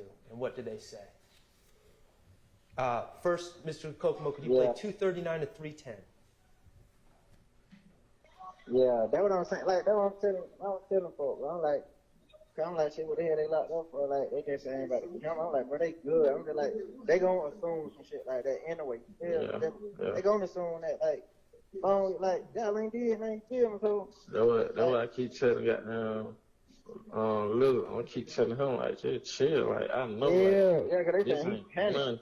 Yeah, I'm like, this ain't nothing, bro. Like, they just doing that cut. It seems as a goddamn gas station. Like, just chill. You see what I'm saying? Yeah. In this private conversation that they're having, they're not saying, oh, how can we cover this up? Oh, I think they're onto us. Oh, no, I think they got us. They're saying, we didn't do anything. They're just assuming we did stuff because we're at the gas station, which is a fact that we have never denied. They were, in fact, at the gas station. They're having a private conversation, and they're talking about how innocent they are and how the police got it wrong, and Mr. Stillwell is just saying, let's let it work itself out. So let's go to 1210 to 1225, Mr. Kokomo. Thank you.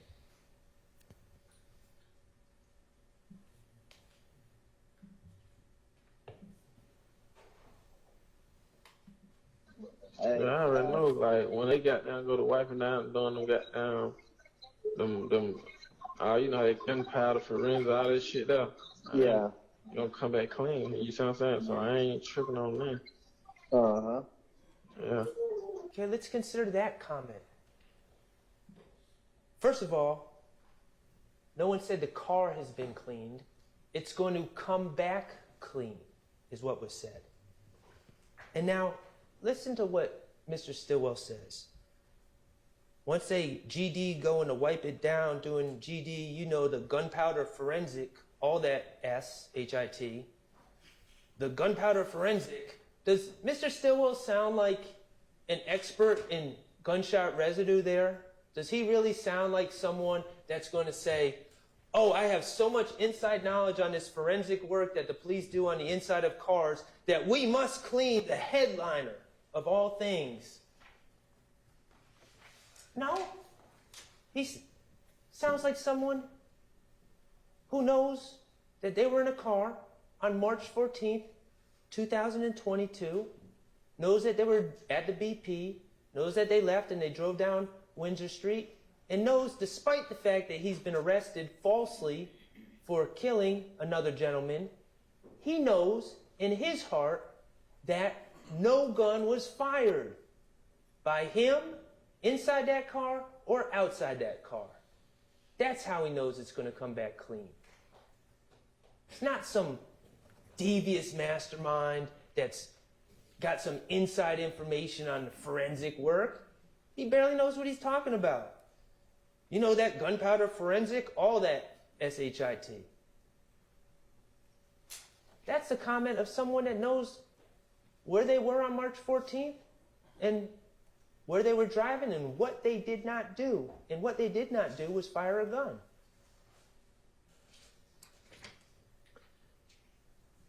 Let's talk about the rental car. State made a big deal of this rental car. Yes, Mr. Stillwell rented a car on March 14, 2022. First of all, we've seen the BP tape. There was no plan, okay? This was a chance encounter. It was unforeseen that Shymel Drinks would ever show up at a gas station. So there's no indication that people would be renting a car in anticipation of running into Shymel Drinks, okay? The reality is we heard about what was going on in Mr. Stillwell's life. We know from his phone. We heard from Miss Alexander, who testified. Remember what she said? March 9th, I was robbed. I said she's in a cash business. She said, no, I dance. Okay, that's fine. I didn't want to put it out there, but she did. She dances. She carries large amounts of money. And people ran up on her with their guns out and tried to rob her. Remember what she said? I said, you shot at them in self-defense. She said, no, I shot them. She didn't have any remorse about that because people ran up on her to try to take her stuff at gunpoint. But she was concerned about the blowback. She was concerned about people coming back to get her. Couple that with the fact that Mr. Stillwell has had a target on his back since 2015. Couple that with the fact that Mr. Ford and Mr. McMiller were just ruthlessly murdered on the freeway while driving in a car that obviously someone knew who they were and had an idea of what kind of car they were in. Is it really any wonder why a car was rented by Mr. Stillwell and Miss Alexander on March 14th? If it's such a secret, if there was such a plan behind this car, isn't it odd that Mr. Stillwell, first of all, they ordered it online ahead of time. Mr. Stillwell walks in there on surveillance, gives his ID, gives his name. There wasn't no secret. They were renting a car because things had gotten dangerous. They were trying to survive. And then we make a big deal of these tints. Yeah, they did put a tint on the car. That was kind of the point. It was exactly the point. No one's hiding from that. Mr. Stillwell was scared for his safety. He was scared for Miss Alexander's safety. And the first thing he did that night is went and got window tints on the car. And yes, he broke the rental agreement in doing so. We acknowledge that as well. If this was a car that was involved in a homicide on March 14th, let's consider Mr. Stillwell's actions after the fact. I don't know. It seems logical to me that if I'm in a rental car and I use it as part of a homicide, the first thing I'm going to do is get rid of said rental car. Distance myself from the rental car. It's on video at the BP. It's on video on Windsor Street. There's surveillance cameras all over the place in Atlanta. The first thing anyone would do if they committed a crime as heinous as this in a rental car is to get rid of it. Well, what do we know that Mr. Stillwell does? Well, first of all, he runs into Investigator Viverito at 2830 Waters Road a day after the homicide, wearing the same clothes he was wearing in the BP, by the way, not really concealing his identity there. And he tells Investigator Viverito, yeah, that's the car I'm in. That's the car I'm riding in. And then what does he do later in the day on the 16th? Does he go into Griffin, Georgia and burn it in some back road somewhere? Does he go drop it off in Alabama? No. He calls Alamo and extends the rental until the 20th. Ask yourselves, really? Are those the actions of someone with a guilty conscience? Are those the actions of someone who committed a crime in a rental car? Absolutely not. Why is he doing these things? Because just like how he knows the car is going to come back clean, he knows he didn't do anything in that car. He knows he's innocent. He has no reason to get rid of the car.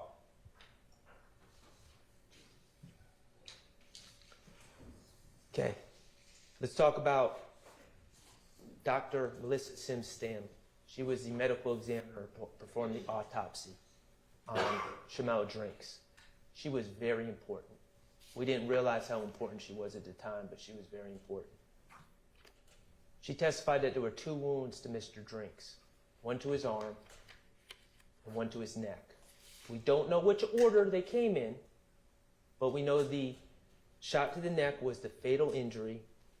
It caused a massive injury to the base of his skull and the base of his brain. Dr. Sims Stanley testified about the effects of such an injury. Death would be immediate, and if not immediate, imminent.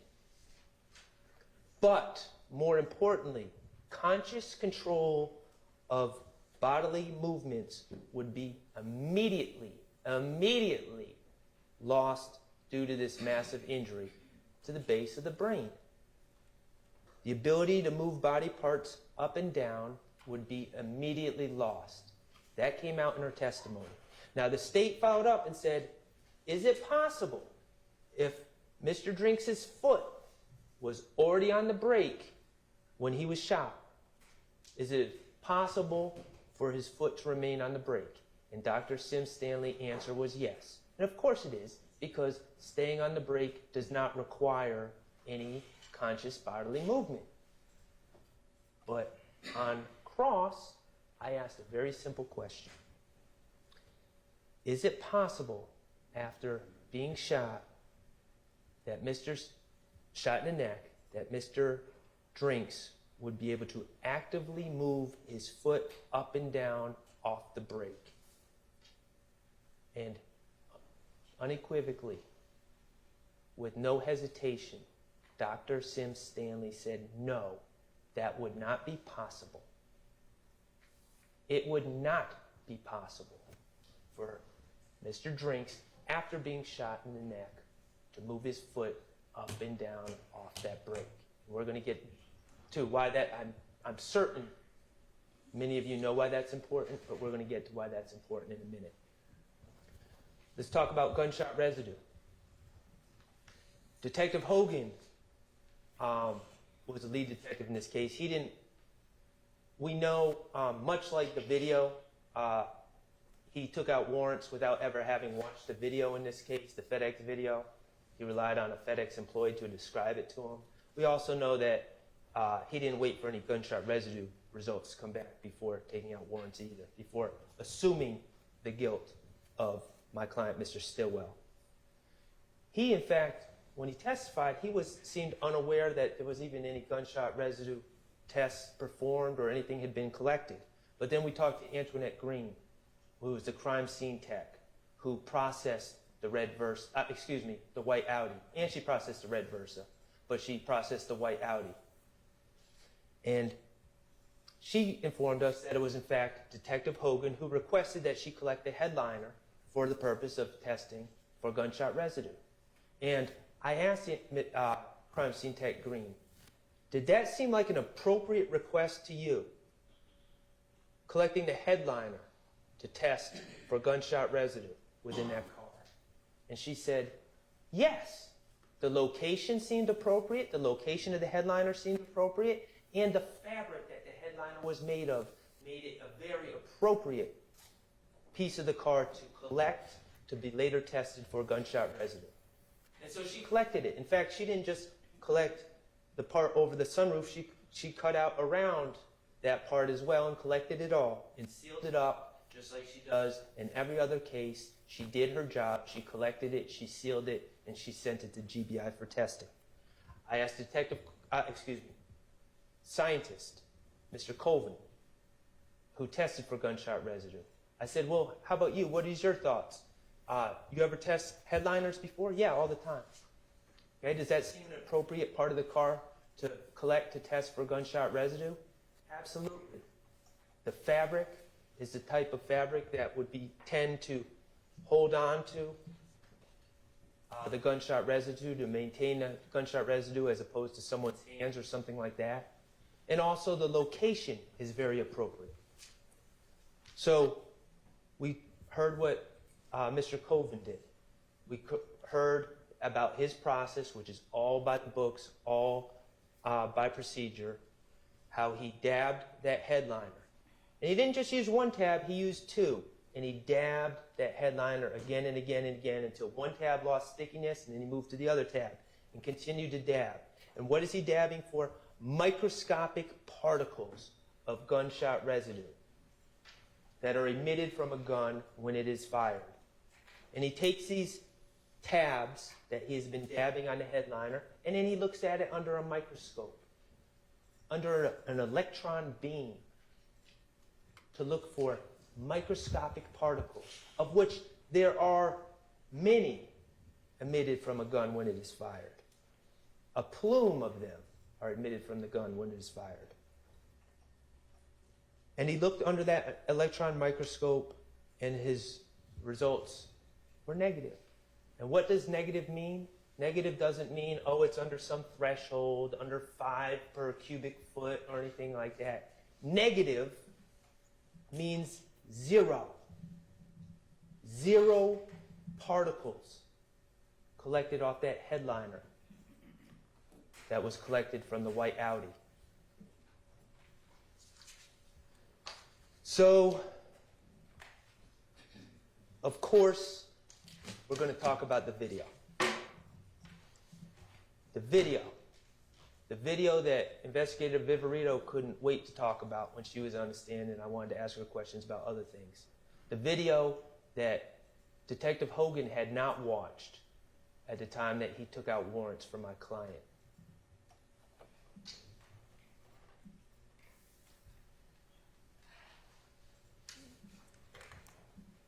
Mr. Kokomo, could you pull up the video? Okay. And I just want to give a little timeline of what I submit we're going to see from this video. We're going to see 3 cars in a line. We're going to see a 4th car, a white car, pull up behind Mr. Stillwell in a driving fast. We're going to see Mr. Stillwell pull off. 16 seconds later, we're going to see Mr. Drinks' brake lights go on and off. 16 seconds after Mr. Stillwell has been long gone. 18 seconds after Mr. Stillwell leaves, we're going to see a 5th car make an unexplained U-turn. 30 seconds after Mr. Stillwell has pulled off, we're going to see Mr. Drinks' brake lights flicker on and off again. And finally, for a 3rd time, 33 seconds after Mr. Stillwell has pulled off, we're going to see Mr. Drinks' brake lights go on and off once again. Investigator Viverito wasn't correct. It doesn't happen one time. The brakes go on and off 3 different times in this video, and we're going to watch it.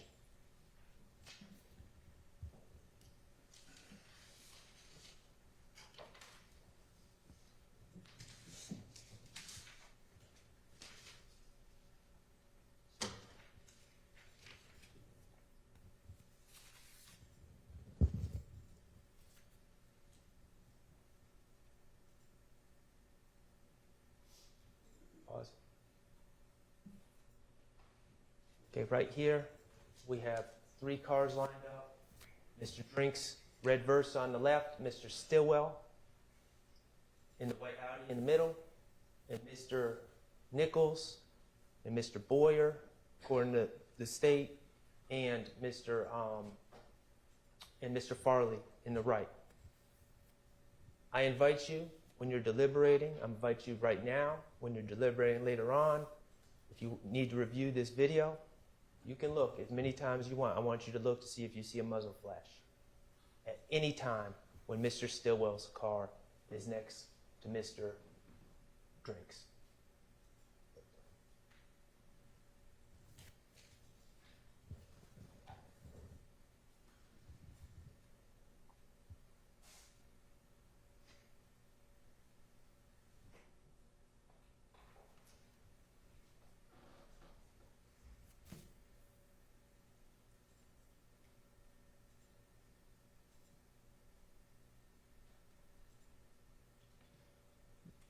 We see a fourth car speed up behind Mr. Stillwell. Pause. And Mr. Stillwell leaves. What's going through Mr. Stillwell's mind right now? Is it that common theme of drill music that he knows about? Red light? Is it Future's song Red Light? Yeah, and this shit real out here, running through the red light, looking through your rear view, and might just sneak up on the car and try to spray you? Is that what's going on in Mr. Stillwell's mind? Is that what he's thinking about as he sees this fourth car speed up behind him?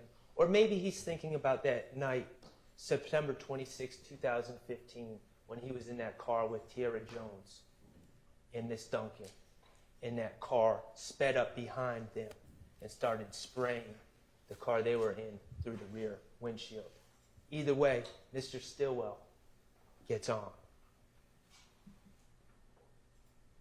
Mr. Nichols, apparently confused, is trying to figure out what's going on, and he eventually leaves as well. Okay, pause. Pause. Okay. That fourth car, not Mr. Stillwell's car, that fourth car that has never been identified, has never been tested for gunshot residue, is now next to Mr. Drinks. And there's a fifth car driving up the street, driving up Windsor Street. And let's see what happens.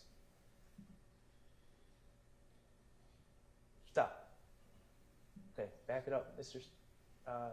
Kokomo, a couple of seconds.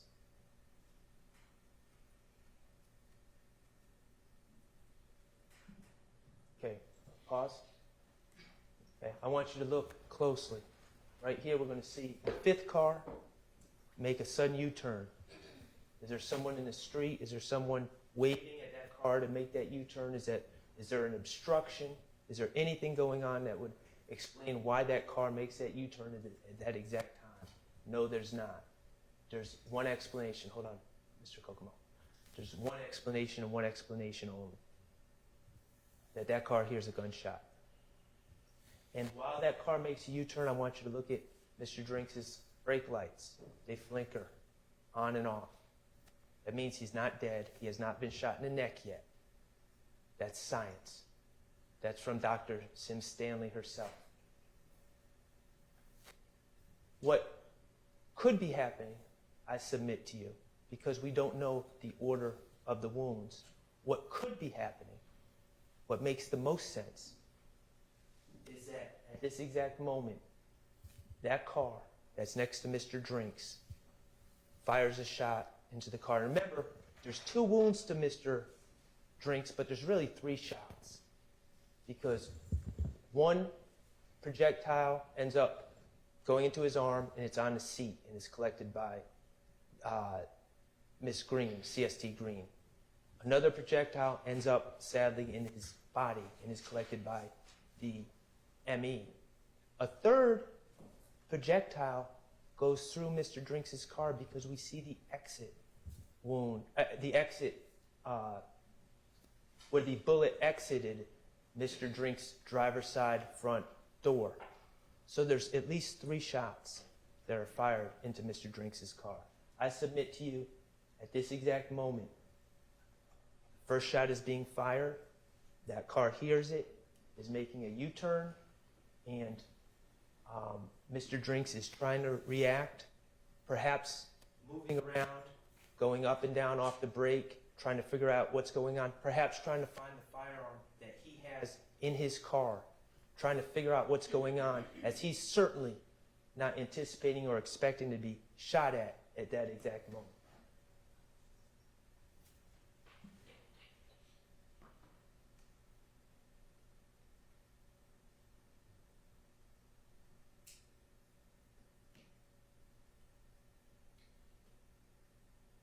That car, that white car, remains next to Mr. Drinks. Up. Back it up, Mr. Kokomo. And before he leaves,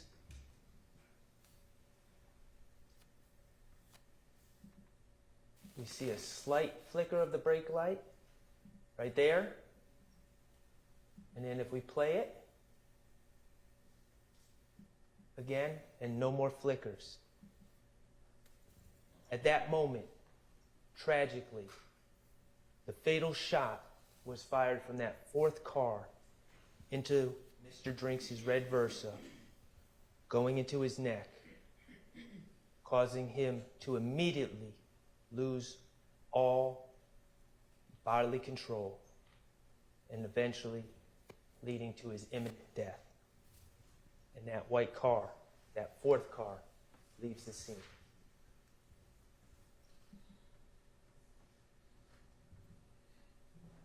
That last brake light flicker was 34 seconds after Mr. Stillwell had already left. It is scientifically impossible that Mr. Stillwell killed Mr. Drinks.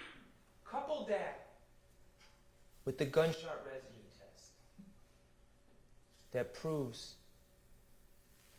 that a gun was not fired from the car.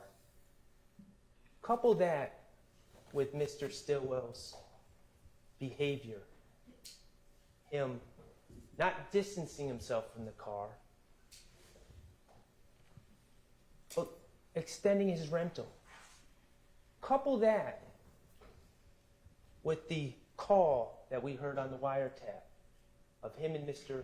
Garlington speaking candidly, talking about how the police are just making an assumption that they know they did nothing to Mr. Drinks.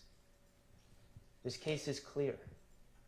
Mr. Stillwell, as convenient as it is, inconvenient as it is for the state to admit it, he didn't kill Mr. Drinks.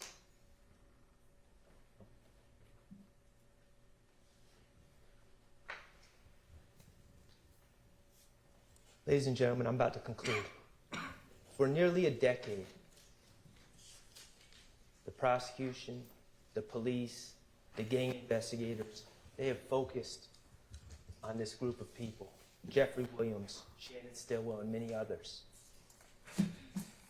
They're young men that grew up in hard times and had dreams of their own. They saw something different in Mr. Williams, a confidence, an ability to turn negative to positive, like so many hip-hop artists before him.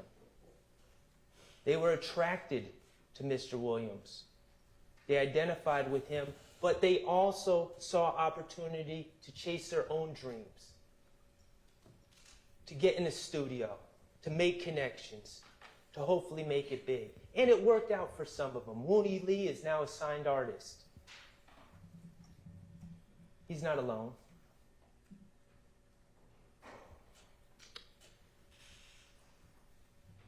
But for nearly a decade, these gentlemen have been followed on social media. Prosecutors and police officers have listened to their music, have scrutinized their artistic expression, leaving no room for artistic license, leaving no room for hyperbole. They've searched residences. They've taken jewelry. They've seized cars. They've subpoenaed phone records. They've taken people's cell phones. They've extracted the contents of those cell phones. They've tapped phones. And most egregiously, they have systematically sought out people. People that are so weak, so scared of jail, so scared of the consequences of their own action, that they are willing to lie on others to save their own skin. And they have systematically sought out those people. And systematically sought out those people at the very time when those people were in crisis. And they've made threats to those people about how they're going to be locked up for decades, not get out till they're 48 years old. And they've made implicit promises to those people. Help me help you. You're a small fish. We're interested in the big fish. I'll be on the phone with the DA as soon as we are done. This ain't 68 plus 1. I'm not going to do you and you owe me one. It don't work like that. You have to give information. You're an armed career criminal. You're going away for 25 years, no parole. It's all up to you. They're going to ask, what did he do to help himself out? That's the game, the sick game that has been played, that's built this case from its inception. It needs to stop. For over a year, the prosecutors and gang investigators in this case have had their hammer out, trying to bang that square peg, their evidence, into that round hole, which is their narrative. And it still doesn't fit. It never will fit. That album cover that they tried to bang on and make it be a gang declaration of war, it never was, it never will be. That video of Antonio Sledge that they claim is an overt act, that they wouldn't, where Antonio Sledge is threatening another man because they're both having sex with the same lady, and he's upset and he's in his emotions. Remember that? And how they wouldn't let Antonio Sledge enter a guilty plea. They wouldn't let him go home to his sick mother, go home to his kids, until he signed the plea deal that said that somehow that this is gang related. Just banging, trying to make it fit. Of course it wasn't gang related. They were both having relations with the same girl. It was over a girl. It had nothing to do with gangs.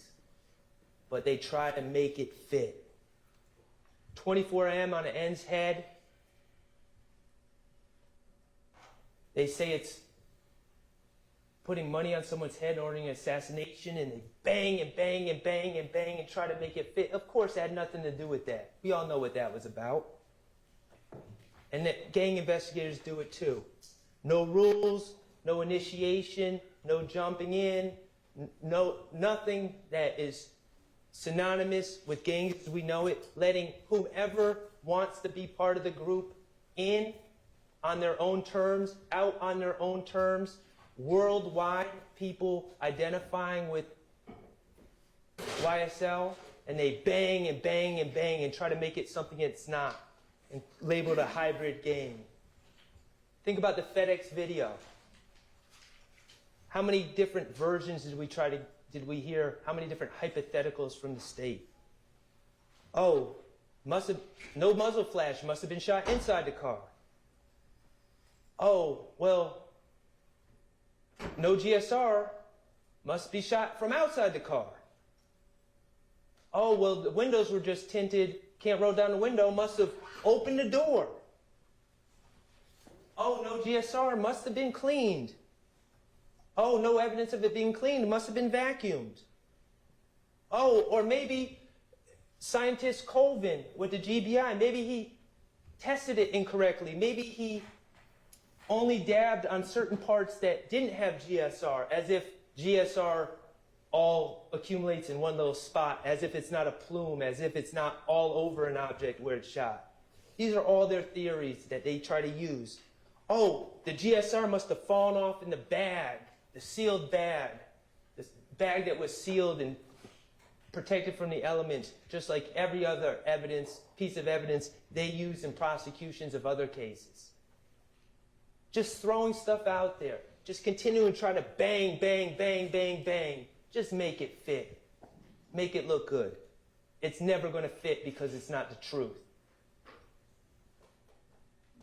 They don't have an explanation of why that car did a U-turn. There's only one logical explanation. They don't have an explanation for that negative GSR test. They don't have an explanation of why their own witness, a doctor, the ME, said that upon that shot, all bodily control would be lost. And we see the brake light go on and off 3 times after Shannon Stillwell's gone. They don't have explanations, but they just want to bang, bang, bang and try so hard to make it fit.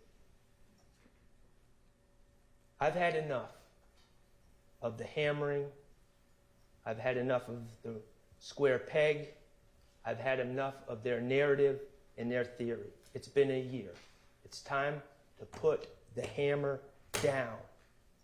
Let's follow the evidence and not the state's narrative. If we follow the real evidence in this case, not what they're trying to sell you, you will come to the conclusion that the state has not proven count 1, conspiracy to violate the RICO Act beyond a reasonable doubt, and you will return the only just verdict in that case and find Mr. Stillwell not guilty. If we follow the evidence and not the narrative about count 2, Donovan Thomas, you will find that the testimony, the uncorroborated testimony of admitted liar Kenneth Copeland and admitted liar Quindarrius Zachary is woefully insufficient. That there's reasonable doubt all over the place, and you will find Mr. Stillwell not guilty of count 2. And if we follow the evidence,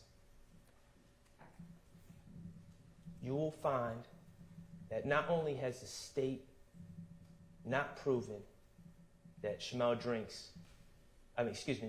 Shannon Stillwell shot Shymel Drinks, not only have they not proven that beyond a reasonable doubt, but it's crystal clear that Mr. Stillwell did not commit that crime.